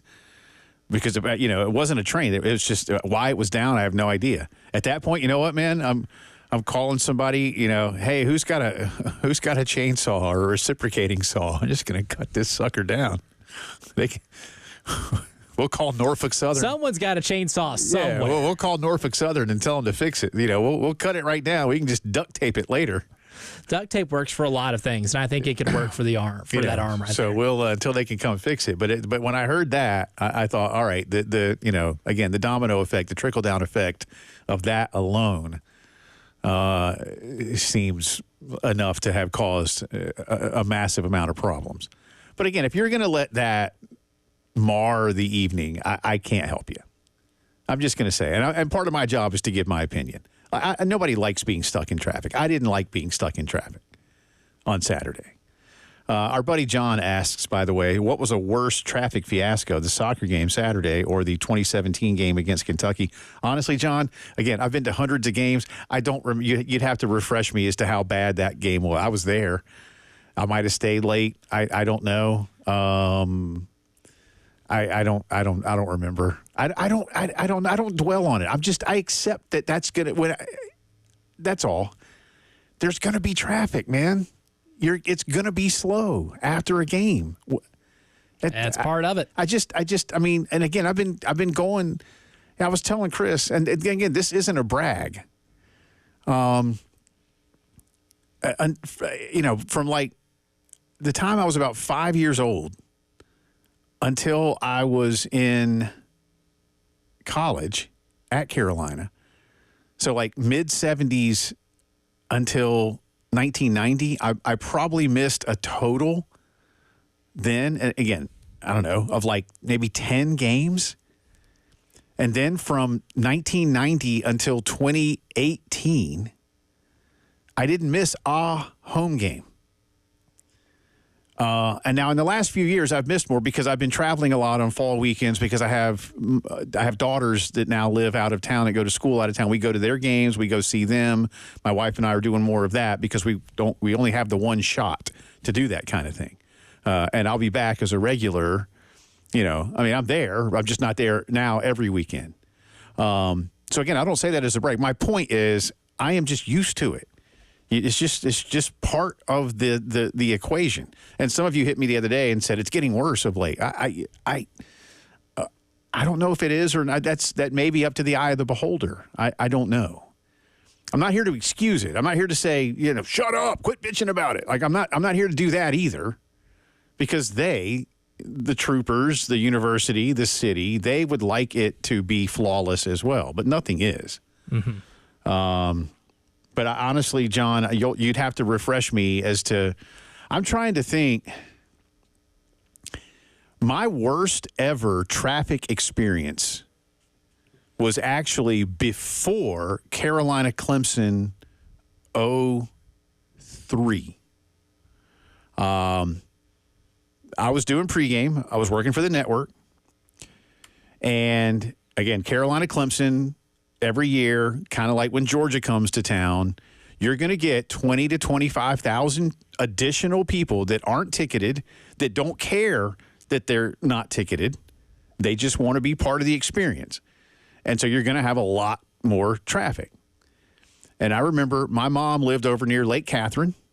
And I remember we went and picked my mom up 5 hours before kickoff. My show started 3 hours before kickoff. 3 hours before kickoff, we were basically at Publix on Rosewood. And I'm like, what the hell's going on? And so I had to call. And by the way, couldn't even get a phone signal to call and say, y'all, I'm not going to. Finally, I did. And I did 3 hours till 1 hour. And so at like 1 hour, we're at like the Family Dollar at the top of the hill. The old Piggly Wiggly Family Dollar area, top of the hill on Rosewood. Nightmare, right? And I'm like, do I run down there? Like at that point, no, I'm not doing that. Got into the seat as Clemson scored. I missed 2001. Oh, man. And I forget the tight end's name, but like dude runs right across the middle, wide open, and like it's 14-0 Clemson as we're sitting down, and I'm cussing a blue streak, right? Like sailors would blush. Like why am I? listening You to know, I am rack. So that's the worst I can ever remember. Is before the Clemson game in 2003, and the city did nothing to help police like Rosewood and Assembly, from what I was told. And so many people feeding in off the side streets and just causing havoc, and nobody's paying attention to stoplights. Like one of the things this city has to do, the troopers do their job quite well. The city of Columbia, and I've said this to folks who are in charge of the city, because this is not the first time I've done this. The city needs to do more to help on Rosewood and Assembly. They do some. To their credit, they do some. They need to do more. Because when you have these folks that come in, they think they're gaming the system, right? They come in from the Rosewood neighborhood, or they come in from like Rose Hill, or they come up, even at the top, near Shandon, and they all, watch this. We'll work our way onto Rosewood. Well, and all it does is just back it up, right? And the same things happen, I know, down Assembly, like off of Whaley and near campus and stuff like that. People to try to like shoot through the parking lot of California Dreaming and like, I'll just get onto Assembly that way. Well, that doesn't help, right? But if the cops were there to go, all right, you go, you stop, and then keep it moving. Directing flow of traffic. Keep it moving. But Makes the world different. But they don't always do that for whatever reason. And I'm not, but leaving it up to human beings to police themselves has historically never been a great exercise. It doesn't really work well, man. Yeah, Okay. It's never been a great exercise. It just doesn't really work well. Think of like I think of like when there's a lane closure on the interstate and it says like 2 miles in advance, right? And most people go ahead and get over because most people are good people. And then you get the jackanapes who like come racing up, and then we'll almost sit at the very end. And then they want to squeeze in, Those right? are the worst. Yeah, those people are the worst. And like every once in a while, you feel good as a human when you don't let one of those people in. Mm-hmm. I remember one time some dude had his window down. He was like, "Hey, come on, buddy," and I was like, "Dude, I've been in this for 20 minutes. You just got here." Time to pay your dues, pal. Yeah, and so, but again, leaving it up to humans to police themselves won't typically work as well as you would hope that it would. But like I say, I know we're dwelling on the post-game traffic the other day, but I'm really not going to. It was a fantastic event, and I hope we do it again. And I will be perfectly willing to be in traffic for an hour and 15, 20 minutes again after that game. What if you told me, look, we just got 2 of the biggest clubs in the world. What if you were able to tell me, I don't know, I'm just going to throw 2. What if you said, and there's going to be a Spain-Argentina friendly in Colombia? I ain't turning that down. Like, I can't even get myself to get worked up over traffic anymore. I used to live in a town, I kid you not, my commute to work was like 7-8 miles, and it would take me 45 minutes to get there. That used to be my commute every day from Murfreesboro to Nashville. Yeah. That, like, That's part of it. That's life, man. Yeah. I mean, so I'd like for some of the law enforcement folks to do a little bit more along Assembly, back in Olympia. It can improve. Yeah, it can definitely improve. Yeah.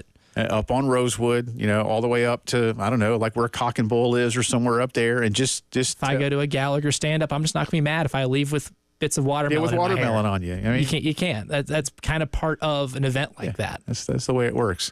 We'll tell you who made the freaks list in the Athletic. It's not me. Yeah. This time. I didn't make it either. Coming up. But there are a couple of Gamecocks. Be right back.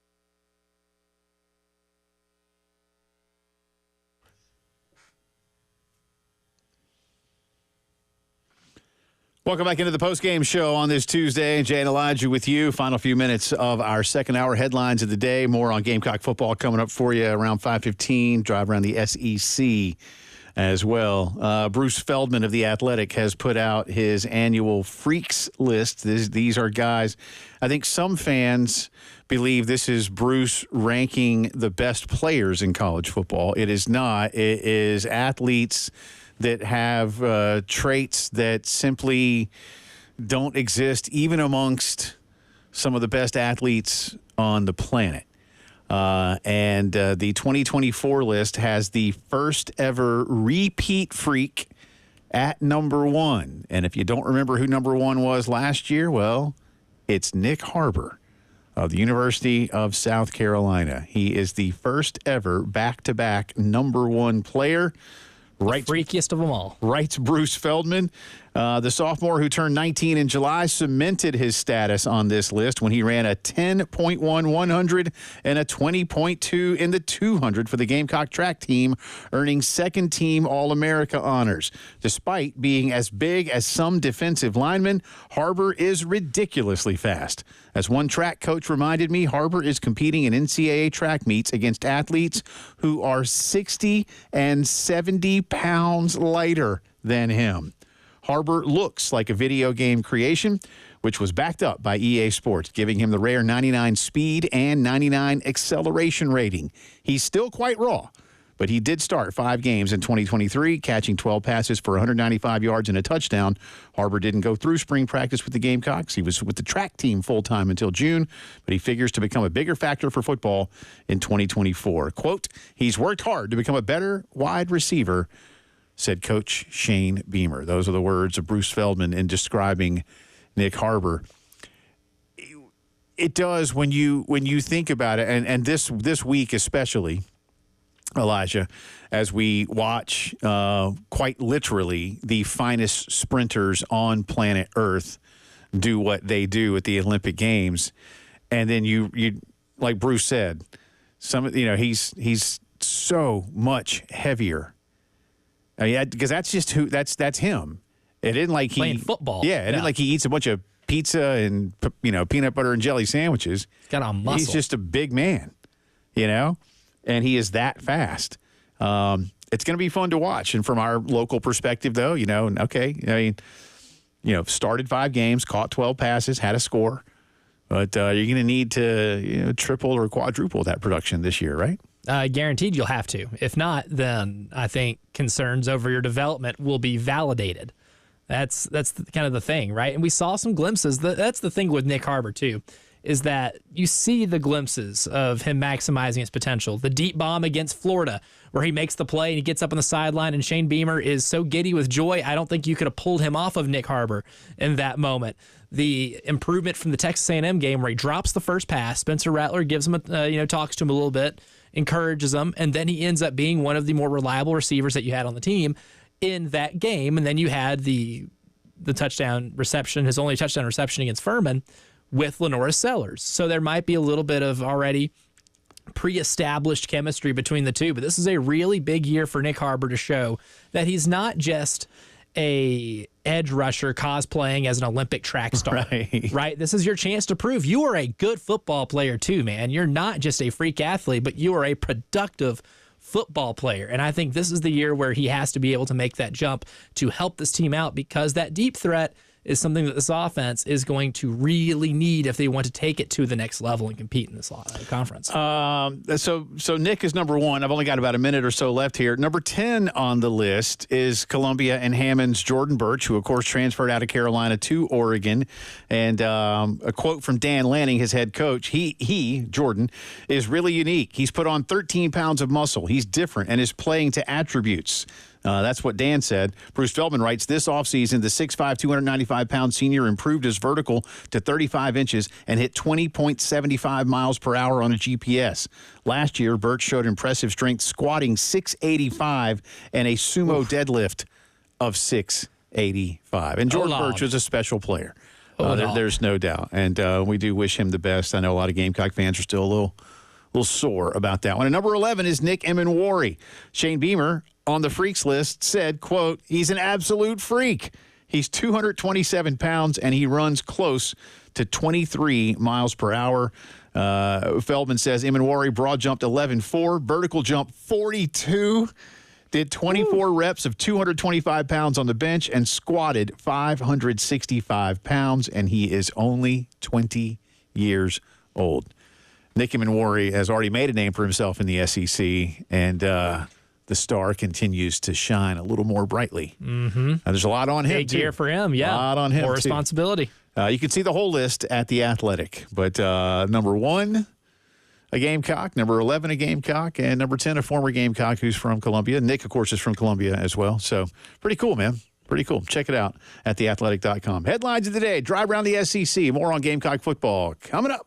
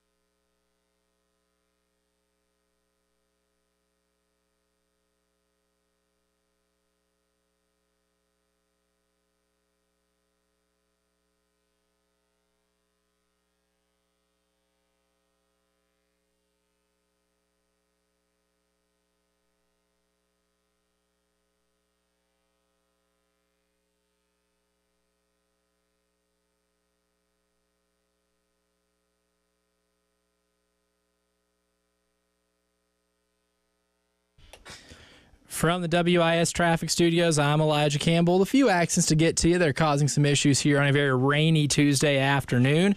We'll start off some good news, though, that the accident in West Columbia on 26 eastbound over at US 21 and exit 119 has been cleared. Still got 3 more to get to you, though. One on Bookman Road at 2 Notch Road. Some mild traffic back up there. And another accident on I-126 westbound just before I-26. And we do have some flooding causing some issues over on 26 eastbound just after the Columbia Avenue exit 91. So be safe and drive slow going through that potentially flooded area.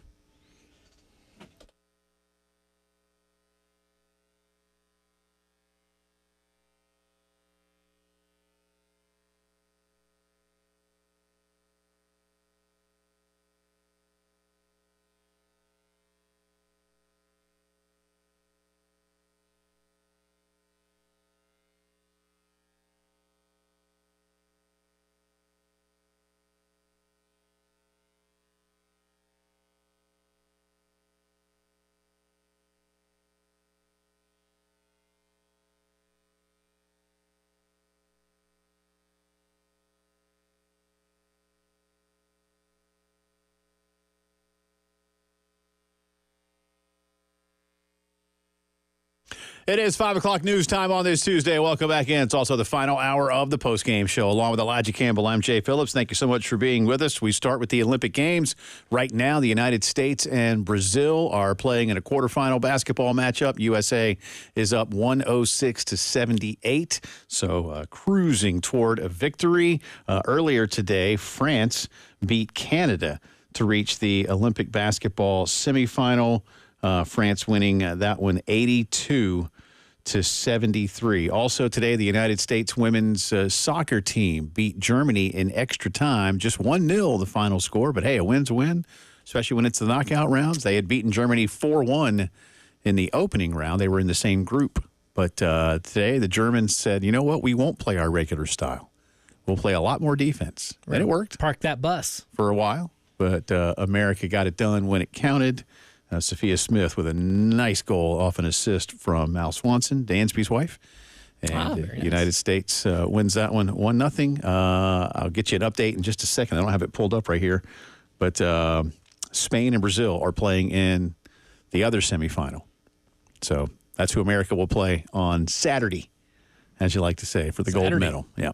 And again, the American men's basketball team comfortably ahead of Brazil right now. As the French would say, it is garbage time. Yeah, it is. Do I see? But I don't see Joel Embiid coming in today. Why? Because he started. All right.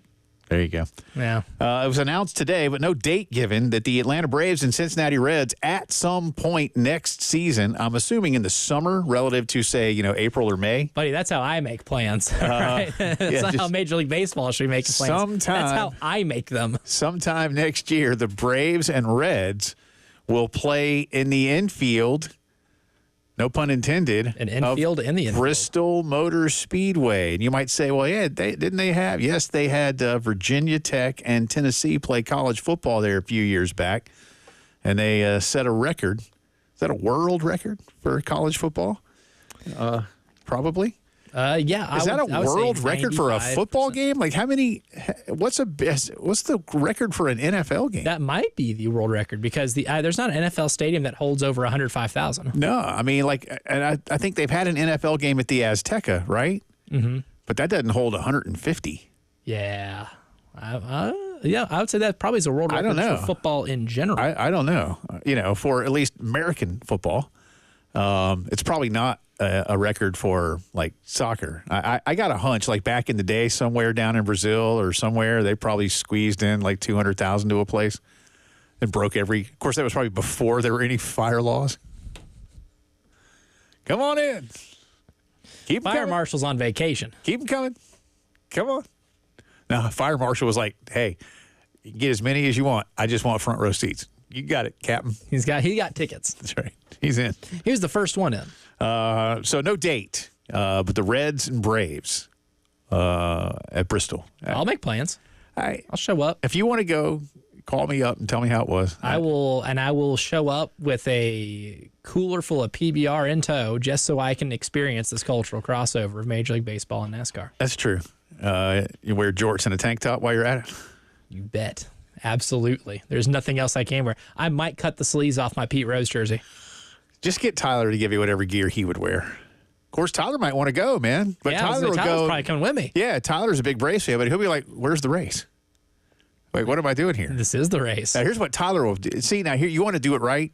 You have a race and a baseball game. At the same time. Then, sir, you have a spectacle. And it's all fun and games till Ellie De La Cruz hits an absolute missile that goes through the windshield of one of the NASCARs, and then we have the big one in the middle of that race. Because Ellie De La Cruz does what he does. Oh my God, that would be so awesome. That would be there's a ball on the track. Oh, this is so cool. Bam.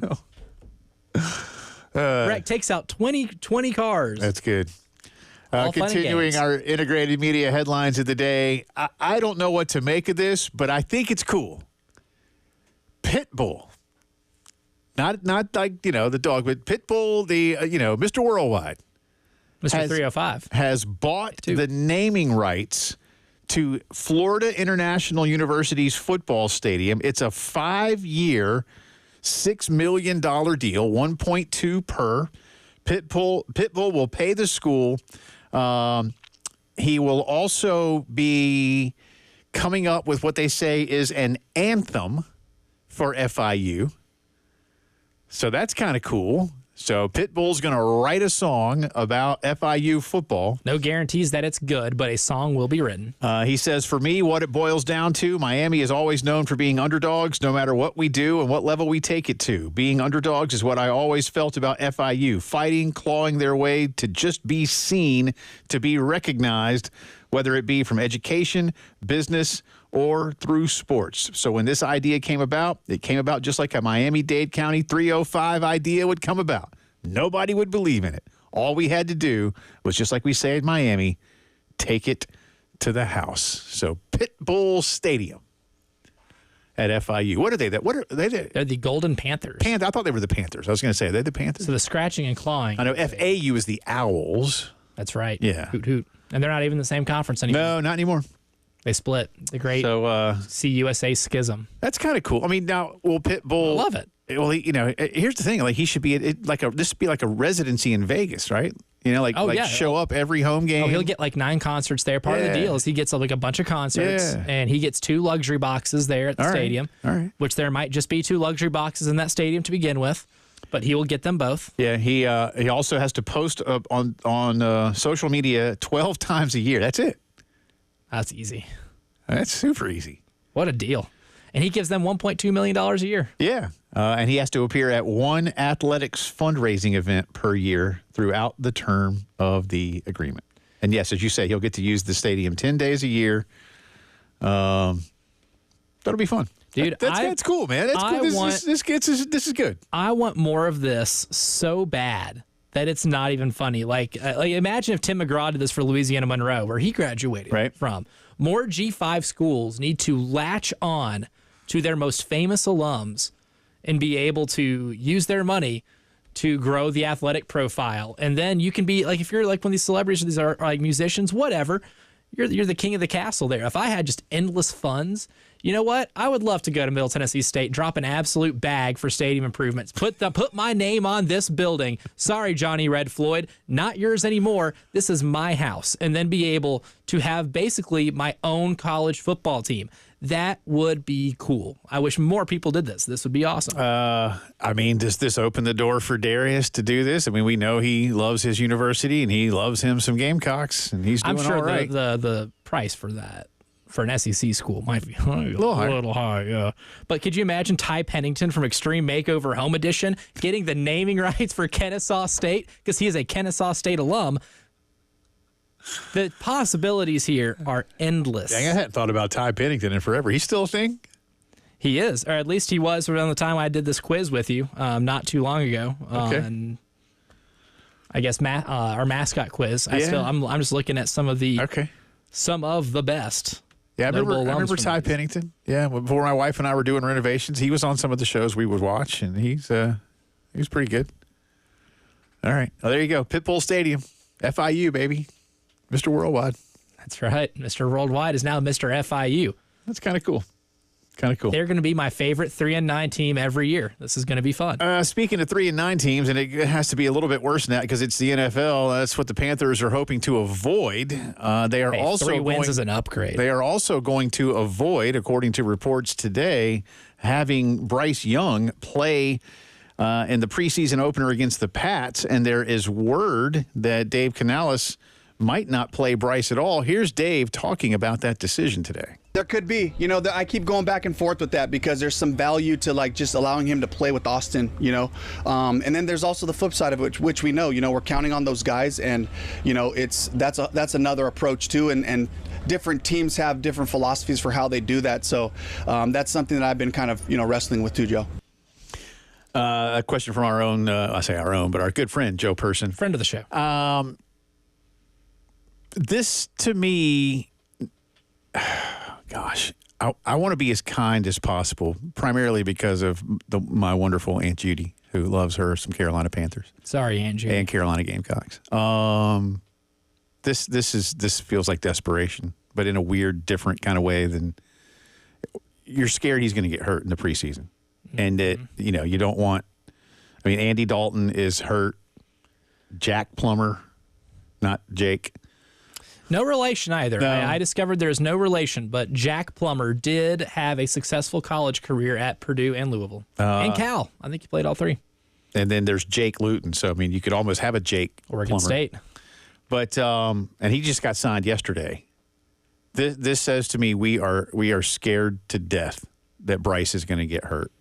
Now, how do you mitigate that? Okay, you don't play him in the preseason games, but he needs more reps with a lot of new faces around him. I did see one different post today that made mention of the fact that with combined practices, I think they have one coming up with the Jets, that you can actually get a lot of live action reps that way. But I don't agree. That's not the same. Nope. I mean, I get it that you can have them go like full bore for sort of a jamboree type scrimmage for about, a quarter. But the second any coach wants to blow that whistle, they're going to do it. If I'm a Panther fan, this is not. There's more to this. Let's put it that way. I just think there is more to this than Dave Canales is letting on. I think there might be a little bit of pressure from people that make more money than Dave Canales in that building, because that's not a smart football move. Look, like it's one thing if Bryce Young is the reigning rookie of the year, right? Right. And you won 5 or 6 games, Right. It's one thing if he's proven that he is going to be a really good NFL quarterback. I don't think people are going to care if C.J. Stroud doesn't take a snap in the preseason because he was really good. They won the division, and they're bringing back some new receivers, but they have a really good core of receivers he already has great chemistry with. Most of the receiving core for Bryce Young this year is new. Mm-hmm. Xavier Legette, Deontay Johnson, mm-hmm. one of the guys who was one of your leading receivers last year, with Jonathan Mingo and Adam Thielen, will be your 3 and 4 receivers at best. You're going to need to establish a little bit of chemistry, and Bryce Young didn't exactly show that he was capable of just winging it last year. The offensive line was really, really bad, and so was Bryce Young at times. You need reps to be able to get better. I think even some quarterbacks that have had abysmal rookie seasons, like Peyton Manning, Trevor Lawrence, who end up going on to have really good careers, 2 great careers, like Peyton Manning, probably could tell you that those extra reps, even if they're in preseason games, get you in a rhythm. I think the last thing you need is to go into week 1 without Bryce Young taking any type of snap in a real game environment. And next thing you know, you're off to another slow start. You're 1-5 or 0-5. And who knows? Maybe Canales is gone by week 8. I say that slightly tongue-in-cheek because there's no way you fire another coach again. Don't. But I don't underestimate the man who's in charge. Yeah, don't put it past him. So I get it if he's established. If he's I get why, even if Aaron Rodgers didn't tear his Achilles last season, I understand why he wouldn't take a snap in the preseason. I understand why Tom Brady didn't take hardly any snaps in preseasons, even though he did take some in his final years in Tampa. Bryce Young's not those guys. Right. He still has a lot of work to do to get there. I think it would be valuable to at least play him a little bit and make sure you're not just cold launching him in the first week of the season with a new group of receivers. I agree, and I realize this won't be high up on the priority list in terms of reasons why, but another thing, as I heard you talk, I'm thinking I can hear fan chatter, whether it's Panther fans or others. Oh, Bryce Young's soft. Oh, Bryce Young, is a diva. I can hear these things that are beyond Bryce's control when someone else is making the decisions for him. How much power might he have to put his foot down? Coach, I want to play. I'm here to play. I play football. I am going to get – look, he's not the biggest dude. I get that. But if you don't – you're going to wait till the regular season to develop chemistry? They're almost telling you – Too late at that point. 2024 is a throwaway. And again, if I'm a Panther fan, I'm not liking to hear that either. No. But what incentive would you have to go to games at that point? And it's going to be really quiet at BOA Stadium through the course of the season if this is the path that they've chosen to head down. That's our integrated media headlines of the day. 803-948-8327, the best in home theater. Get ready for all the football, even if your team might not be all that good up that way. Watch it better with integrated media. More on the Gamecocks. Are they bowl bound? Well, one guy thinks so. We'll tell you who after this.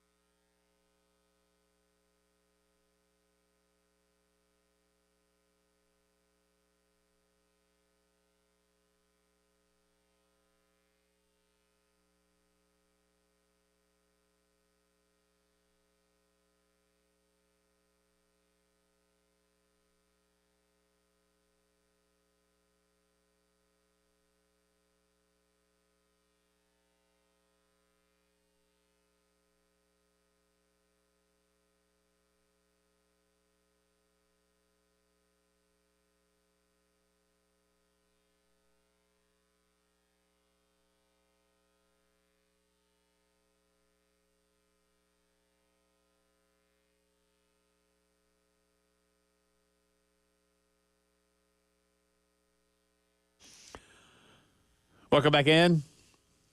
Just checking out a couple of things here from the Olympics. Jay and Elijah with you, by the way. Hi. How you doing? America beats Brazil. Final score 122-87. And I see here that Kevin Durant has become the all-time leading scorer for the United States in Olympic basketball. But I don't have how many points he has scored here. I wish they would have told me that in this AP report. They did not. Ooh. Well, they do a fine job, but it's still a brand new report, so I suppose they. I actually have the box score pulled up. I just need to refresh it. Well, I see he had 11 today, but again, what's his career? If he is now the all-time leading scorer for Olympic basketball. Team USA, 15 of 31 from 3. Wow. How many assists? How many assists today on how many made buckets? 31 assists on 45 made buckets. Not as good a ratio as the other day. Nope. Slipping, man. LeBron had 9 of them. Dude, LeBron had like 8 the other day. LeBron is.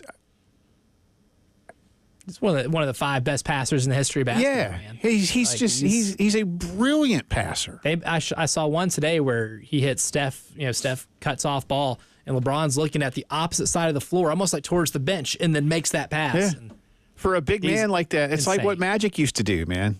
Yeah. It's what Magic used to do. Very similar. Magic will be looking to like the 8th row of the stands and hit Worthy coming down the other side, like in stride. Hits a pretty lady in the crowd with a wink, and then no look pass. And then Worthy does that cool James Worthy dunk. You ever seen the old James Worthy highlights? Where James didn't do anything special. He just went straight up one arm and just dunked it home, man. Efficient. Those Lakers were so much fun to watch. God, That's why they called them Showtime. they were so good. So good. I love watching old, fast breaks of those Lakers teams on YouTube. Just find an old reel or whatever, and you'll get some gold, man. But LeBron, man, he's been playing he's special. NBA basketball for 21 years. He's special. His career is old enough to drink. Yeah. And yet it won't. And yet it won't. No. Yeah. Hey, he enjoys wine. I say he probably has a glass of wine every now and then. He's a wine connoisseur. Yeah. I used to listen to his podcast. I would be with too. JJ If I Redick. had that much, I think You about. could buy some good stuff. Yeah, like when I go out and buy like a $25 bottle of wine, I'm like, this is pretty good. And every once in a while you can splurge a little bit more. LeBron's buying like $2,500 bottles of wine. And all very expensive. Yeah. That's a whole different kind of wine. All more than what I make in a year.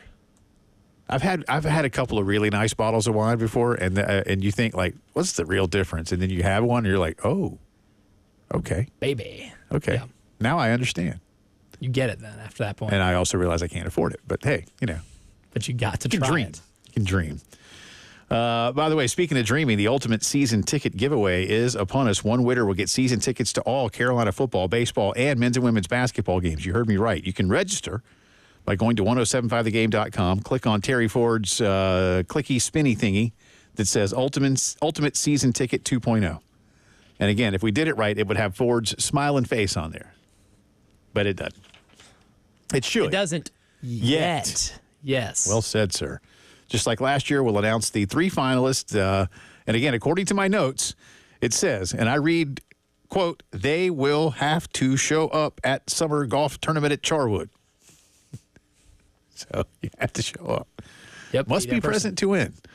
We will announce the winner there, sponsored by the Men's Clinic in Irmo, Dr. Dan and his team. So again, click on Ford's clicky spinny thingy, Ultimate Season Ticket 2.0, and you could be that winner. Speaking of the Gamecocks, a couple of cuts here from Coach Travian Robertson, then we'll get you into that bowl situation. We heard earlier from Sterling Lucas about trying to get more sacks, trying to get a better pass rush. Same things here from Travian on what he is teaching his unit to do to try to be more effective in the offensive backfield. I learned this a long time ago from Coach Brian Cox. Pass rushers don't grow on trees. The best way is to work it every day and create your routine of every day to practice. And just work your craft. If you think you can just go out here and just run up the field around these offensive tackles in this league, you're mistaken. And so it's something, pass rush is something you got to work every single day. It's like I said, you can't just go out and pluck the best pass rusher and stick them out there and tell them to be great. You got to study. You got to know your opponent. You got to know his moves. You got to know everything about protection. So it's a lot that goes into being a great pass rusher. But for these young guys, it's just basically working our craft every day. I can still remember Jadeveon Clowney's first game. It was East Carolina in Charlotte. And Brad Long, of course, was Carolina's defensive line coach back then. And I don't know what it is that Jadeveon did wrong, because there was a lot, I think, in the beginning. He was going to play, right? And I think a lot of it really was, all right, Jadeveon, go. Okay? But not with Brad. And I can still visualize it. A lot of you probably can, too. And I didn't see it till the next day because I was at the game. And Brad, and I can't say the first word, but it was bleep and bleep, JD, and then he was just all in his grill. And Jadeveon's probably like, I've never been yelled at before like this. But he either went the wrong way or, but it was intense Brad Long stuff. It worked. Yeah. Oh, there's so much more going to it. Like, there are some very gifted pass rushers and edge rushers that can just bull rush you into submission and get into the backfield at will. Right. That might be a less than a fraction of a percent of pass rushers in the history of football.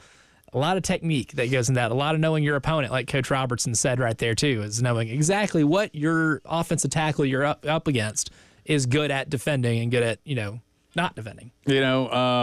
We often say this, especially about basketball. Defending in basketball is a want to, and I think it is in pretty much any sport. And on that note, Travian says when it comes to working on technique that his guys have motivated themselves. I mean, that's what they came here for. I don't think, with these guys, I shouldn't have to give them incentives to go do what they came here for. But these guys are motivated themselves. They know what we didn't do last year, and they know what they have their goals themselves. But you're just going to take pride in being the best unit on the field, and being the best D lineman, that takes getting sacks. You can't consider yourself as a good D lineman if you're not getting tackles for loss and sacks. But these guys are motivated, and they know for us to be a good group and win that we got to get sacks and we got to keep offense behind the sticks. As we said, last year, South Carolina tied, or we mentioned this earlier, tied with Vanderbilt for fewest sacks by a defense. And they were also 12th in the league in sacks they gave up. So that's a ratio that must change and meet somewhere in the middle, if not cross over to the good. And, Elijah, you mentioned too, now they were very good at getting pressure, but not necessarily finishing the job. And where is that particular line drawn? And Travian says there, you can't consider yourself to be a good one without some of those stats. I called them earlier trading card stats. Mm-hmm. And I get why some people want that to some degree. I still want a lot of disruption. And as you pointed out, some of that disruption did lead to turnovers later in the season once they tweaked a few things. Really good example that I've used from my career before, because I covered the 2020 Tennessee Titans, right? Explosive offense. Scored at will. Maybe the best offense in Tennessee Titans history, and they were the number 1 seed in the AFC. The defense was good in the back end, but they had one of the worst pass rush units in all of football. They had only 14 sacks going into the playoffs, which was the fewest of any team in the history of the NFL playoffs going into the playoffs, right? So the whole discussion as well is this what's going to be what beats them early before maybe getting to a Super Bowl. And me and Teron Davenport, I was producing his podcast, we kind of went deep dive with the numbers of, is there anything that you can look at that would dictate, or I guess show you, that this defense can end up getting multiple sacks in a playoff game? And they weren't looking really good because they weren't winning pass rush win rate. They weren't getting a ton of pressures in general. Now, it just so happened in the one playoff game they played, they got 9 sacks because the Cincinnati Bengals offensive line was one of the worst in the history of football. So it was bad pass rush versus bad offensive line, which helped. Still lost the game, but it helped. But it shouldn't have given you hope that they were going to have good performances against replacement level offensive lines because they weren't getting home to the quarterback. If you're at least getting home and you're creating pressures, that gives you a reasonable conclusion that the sack numbers can go up next year in a pretty big way, especially when you return as much as South Carolina did. Speaking of the Gamecocks, again, are they bowl-bound? One SEC pundit says yes. You'll hear that. And a few other notes as the drive around the SEC comes at you on the postgame show. Because they play.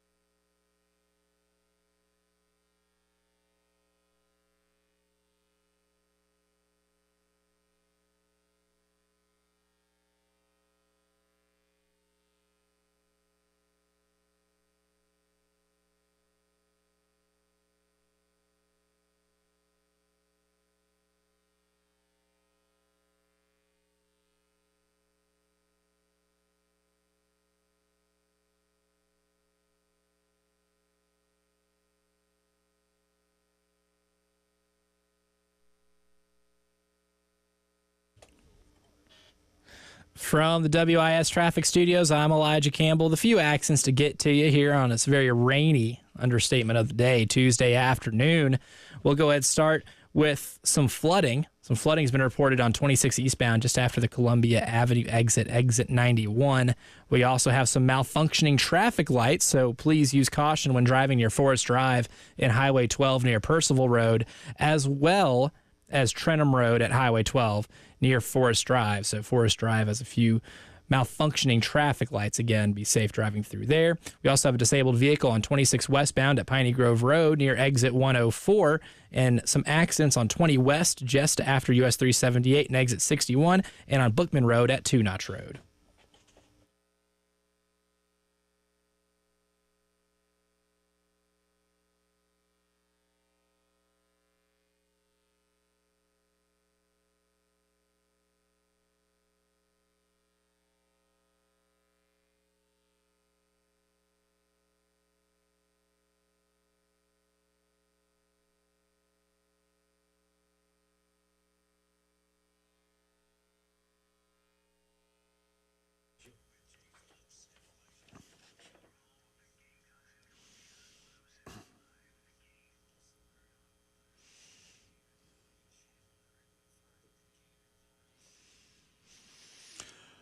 It is Drive Around the SEC time. Welcome back in. Jay and Elijah with you. And you just heard Chris Fowler talking about LSU winning a national title in that particular sounder. We'll start with some LSU news. It's not good. It may not be terrible either.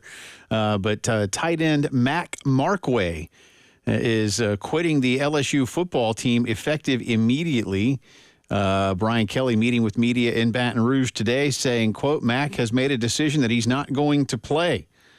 Coach Kelly said he didn't know if Markway will be transferring elsewhere, but a report on Sports Illustrated's website says he will be entering the transfer portal. He is a kid from Missouri, a sophomore, 12 games last season, 1 start, 3 catches, 16 yards, and a touchdown. He was a 4-star recruit coming out of high school. He had 160 snaps on offense last season, according to On3, 39 on special teams. I guess there's something behind the scenes here. He's been running with the twos, so once again, he's not going to be the starter. Mason Taylor is the likely number 1 at tight end for LSU, but you always need quality depth. I can only imagine this is a kid who either A, believes he should be, or B, simply wants to be somebody's number 1. But to do this now in preseason camp kind of put yourself behind the 8 ball unless you're going to really step down a level. Or he's miserable. Or that. I think that might, to me, that's the only way that you enter the transfer portal or opt out at this moment in time, is that you just have to be absolutely miserable where you're at, right? Because and you got to help me out. Can you enter the portal now? No, not officially. You can announce your intentions to, but you can't do it till after the season, right? But you have to wait until the portal period opens up. So he's going to miss a year of football. Mm-hmm. And he will lose a year of eligibility, which tells me there has to be something going on to where this young man is miserable. Can you quit school and and I don't know. Maybe you don't either. What if he went to a D2? I don't even know if he'd be able to get on a roster right now. Man, yeah, you might be onto something. Again, there's something else at work here. This can't solely be about. Because look, not being able to be the starting tight end at LSU is a first world problem, right? Right. That's one where might have to question mental fortitude if that's the reason you're going to quit before the season starts. I don't know, obviously, this young man at all, but I mean, just putting together some context clues, given how close we are to the season, less than a month away. We are 3.5 weeks away from the start of the season. The only thing that I could think of that would force this young man to go ahead and quit this team right now was that there's something going on in his personal life, or he is just absolutely miserable in Baton Rouge, and home is a better option than being there. So those are the only 2 things in my mind that come to play when reacting to news like this. Well, we'll see what happens there. But again, Mason Taylor was already kind of penciled in as the number 1. Son of Jason Taylor. There you go. He was pretty good. Yeah, he was really good. Didn't play tight end, though, but he was really good. No, he probably went up against a lot of tight ends. That's right. Yes. A lot of tight ends tried to block him on the edge. Unsuccessfully. Very unsuccessfully. En route to a Hall of Fame career, yes. All right, as promised, here's some sound from our colleague at our sister station, Jocks FM, former Alabama quarterback Greg McElroy. When talking about a lot of things going on around the SEC, he was asked about looking ahead for South Carolina, and he does believe there's postseason play in their future this year. I think South Carolina is en route to the postseason. Look, they landed a top-tier running back transfer in Rocket Sanders. I think Lenoris Sellers, they kind of know who he is. I think he's capable enough through the year, but he's going to be a great and dynamic athlete with how they're going to adjust when the run game. At the offensive line, that's something that we got to watch very closely. The weapons, something we got to watch very closely. But I like what they have coming back on the offensive side of the football. Defensively, this is where I really feel good about them. All right. A lot of momentum that was started in 2024, and a lot of that momentum is now moving in to, their second year, and in some cases their third year in the system. They got 8 starters back. All right. The front 7 added some legit blue chip prospects. They added some legit FBS starters in the transfer portal. So Clayton White, I think, has a really solid track record, and yet this could be their best group yet. So I am optimistic about South Carolina this year. And you look at their schedule. The schedule's so hard for South Carolina. Old Dominion should get that one. They're at Kentucky, very difficult game. Host LSU, Akron at home. So if you can be 2-2 in your first 4, you got to feel pretty good about it. Problem is, you got to pull some spoilers down the stretch. You got to get a win over one of these 4 at home. Or one of these 3 at home, excuse me. Ole Miss, A&M, Missouri. All 3 of those come to you. Very, very difficult. Can you get one win in those 3? That's a question mark, because that would get you now to 3 wins. You have another win in Wofford, and then you got to go on the road and get a win at Vanderbilt. You got to potentially go on the road and get a win at Kentucky. You got to potentially go on the road and get a win at Clemson. So very difficult to envision, but I think they can get there because I expect them to be that good on the defensive side. There you go. Greg McElroy, Jocks FM, Birmingham, Alabama. Listen, I've talked a lot. I'm not predicting it. I don't like predictions to begin with. But I look at games like Mississippi and Missouri, and I realize where those clubs are relative to South Carolina right now. But I'm still questioning, especially, do those teams have that much more quality depth than the Gamecocks at this point? Mississippi might. I don't know if Missouri really does. On the defensive end, they don't. Yeah. That's kind of their big question mark, is how good are they going to be at stopping a lot of the offenses they face. You've beaten Kentucky 2 years in a row, and there are reasons to believe you can do so again. We've talked about that already. Everybody's schedule is hard. By the way, as we continue our drive around the SEC, I found this on Twitter this morning. 7 schools in the country. I just kind of blew it there. 7 schools in the country. Thank you. 7 schools in the country have at least 5 top 15 opponents on their schedule. No other conference has any. All 7 are in the SEC, so there you go. Florida and Oklahoma actually have 6, at least in the preseason ranking. That came out yesterday. This is the coaches poll. And Arkansas, Georgia, Carolina, Mississippi State, and Vanderbilt all have 5 top 15 teams on their schedule. So, yes, but again, everybody in the Southeastern Conference always plays a hard schedule. The one that seemingly isn't all that difficult this year, interestingly enough, as I just mentioned them, is Missouri. Missouri just doesn't look like it has a really hard schedule. Their non-con sucks. They play like the 4 lowest ranked teams in the SEC because they play Vanderbilt, Arkansas, Mississippi State. And, they'll play Auburn too, I think. And they got Carolina. I mean, you look at those. Those are the teams that I think finished the bottom 5 of the rankings in terms of the preseason predictions. Take it as you will. And again, their mandated, wink, wink, Power 5 game is Boston College. Which, sneaky fun. Yeah, maybe. Fun. Well, I don't know how good they're going to be, but that offense is going to be fun. Well, which against a defense that's inexperienced. I'm hoping Bill O'Brien can bring BC back to some level of respectability, and I'll be pulling for them because I don't like Eli and Missouri. I don't mind saying that on these airwaves. I think BC can scare them. I don't think they'll beat them. Yeah, they can scare them. Yeah, spook them a little bit. But I think there are. I mean, like we did our thought exercise the other day, and you and I had Carolina at 6.11 wins, and you had Carolina at like 6.23 wins. Mm-hmm. That's bull. And that's not good enough, mind you. I'm a believer in getting 8, but going from 5 to 8 might be a big ask. We shall see with this particular schedule and an expanded conference. Yeah, and especially when you have games, at Clemson, at Oklahoma, and at Alabama as part of what you're trying to do. But we shall see. That's the drive around the SEC, brought to you by Herndon Chevy. Save $20,000 on new Silverados. Together, let's drive. Come back on the other side, update the greatest moments poll question as the postgame show continues.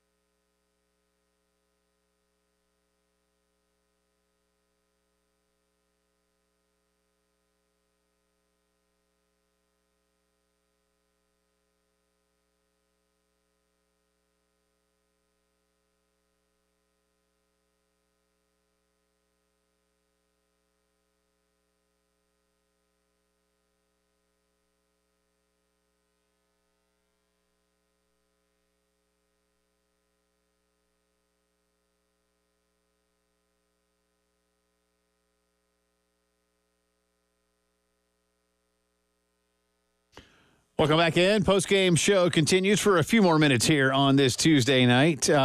Thanks to one of our favorite listeners, the great Kirk Hollingsworth, who just sent us in the numbers. We told you that Kevin Durant has become America's all-time Olympic basketball scorer. Breaking whose record? Lisa Leslie. Oh, for men and women. Oh, I didn't know it was men that's and what women. it says. That's what it says here, Lisa Leslie. I don't know about for the guys. But The guys, it was Carmelo Anthony. I figured it was Melo. I was going to say probably, but I guess, they're blending these things now more often than they used to. Like Pat Summitt and Gino. Which makes sense. and Yeah, in Coach terms of just K. overall basketball. Yeah, just wins. basketball. Yeah, if they don't specify, that makes a lot of sense. I don't know. I just I'll just show up and read the stats. But thank you, Kurt, who I saw, by the way, the other night of the game. Very nice. Always good to see him. 489 points. Surpasses Lisa Leslie. That's a lot of points. How many did Melo have? Probably about right around there, huh? Yeah, because Melo played in the 04, 08, 12, and 16. Yeah, he has 3 golds, and he played as like a youngster out of the Qs. Yeah. Yeah. Where That they was were, not a good they underachieved Not a good team. mightily. I mean, it's a good team. It's a good collection of talent. They were a bad team. How's that? Is that fair? Yeah, thanks, Larry Brown. Not his best coaching job. That's what you get for having Larry Brown, who, probably like these next 2 guys I'm going to tell you Basketball's about. most popular mercenary. Well, I'm just going to say, so for those of you who don't follow along, Champions League has actually technically begun in Europe because there are qualifiers to get into the final, like the final portion here, the big portion. And 2 Polish referees will not be involved in a game between Dynamo Kiev, or Dynamo, I think as they say over there, and Scottish Giants Rangers, after the Polish Football Association said that it was investigating reports of improper behavior. The 2, let's see, one of these guys was a video assistant referee, the VAR, and another guy were also part of the VAR team. UEFA, the European Championship, or the European Association, confirmed the 2 were replaced but declined to comment further. However, Polish media doing the job. According to this report, this is from Reuters, Polish media reported that the 2 officials were seen carrying a road sign down a street in the town of Lublin, and after police checked their alcohol levels, they were taken to a sobering up room in the early hours of Tuesday morning. What a polite way to say drunk tank. The pair were replaced. The game is taking place in Poland, of course, because Dynamo Kiev is they can't play games in Kiev because of the Russian Obvious invasion. reasons. Yeah. It is a war zone. So there you go, kids. Here's a good lesson to you soccer referees. Don't get drunk before the game, because you might be not drunk work in the game. Yeah, you might not work another game. I hope that never happens around here. If you're, God, I hope not. But just make sure. Those people are everywhere. Yeah, You never know. but don't. In fact, you know what? Not just soccer referees. Any referee. Don't. Yeah, well, let's not just I don't want to single put out the some- microscope on soccer. Sure, Yeah. sure. I think being a home plate umpire whilst inebriated is a terrible idea. I would not disagree with you. Or like a back judge in football where receivers running crossing routes and stuff, and Would you're not disagree stumbling with back you. there. Yeah. Oh boy, you're not taking one for the team. Would not disagree. That's bad. But I'm trying to picture these 2 dudes like. Hey, let's just, what are they, like stealing road signs? And That's like 17-year-old boy drunk debauchery, I would say. You know. Not UEFA May or may Champions League not. referee. Yeah, may or may not have similar stuff at the age of like 18 and 19, Sure. but these are grown men. Poll update, sir. Do we have that in front of Oh, us? we certainly do. Yes, we are 523 votes into our final poll for the greatest Gamecock sports moment since 2000. And right now, it is still a runaway. The 2010 College World Series title versus UCLA, a.k.a. the Whit Merrifield hit, is leading with 60.8% of the vote. In second, the 2010 football upset of Alabama at 19.1%. They were undefeated and number 1 in the country at the time. And we have a Was that narrowing. McElroy? He was on that. That his was team. McElroy, yeah. That was McElroy and Mark Ingram and Julio Jones and a bunch of future NFL guys. But number 3 and just by a hair, the 2011 College World Series title versus Florida to go back-to-back is at 10.3%, and at 9.8%, just half a percentage point behind the 2017 Women's Basketball Championship. Dawn Staley's first as the head coach at South Carolina. And, of course, all of this brought to you by Columbia Craft on Green Street, famously hopped. I may or may not be going there once we get off the air for a fun project that I'm doing with our friends over at Columbia Craft. So, it's raining, so be careful. That's right. I'm always careful. That's my daughter was over there the other day, I guess Friday ahead of the soccer game. They had some kind of event. I think it was there Friday and Saturday. She said it was pretty cool seeing all kinds of people from somewhere else. They did good numbers. Yeah. From what I have heard from my friends over there, they did some good numbers. They had some good product. That always helps. Good stuff today. Thanks to Chris Rogers for joining us. We'll do it all again tomorrow. See ya.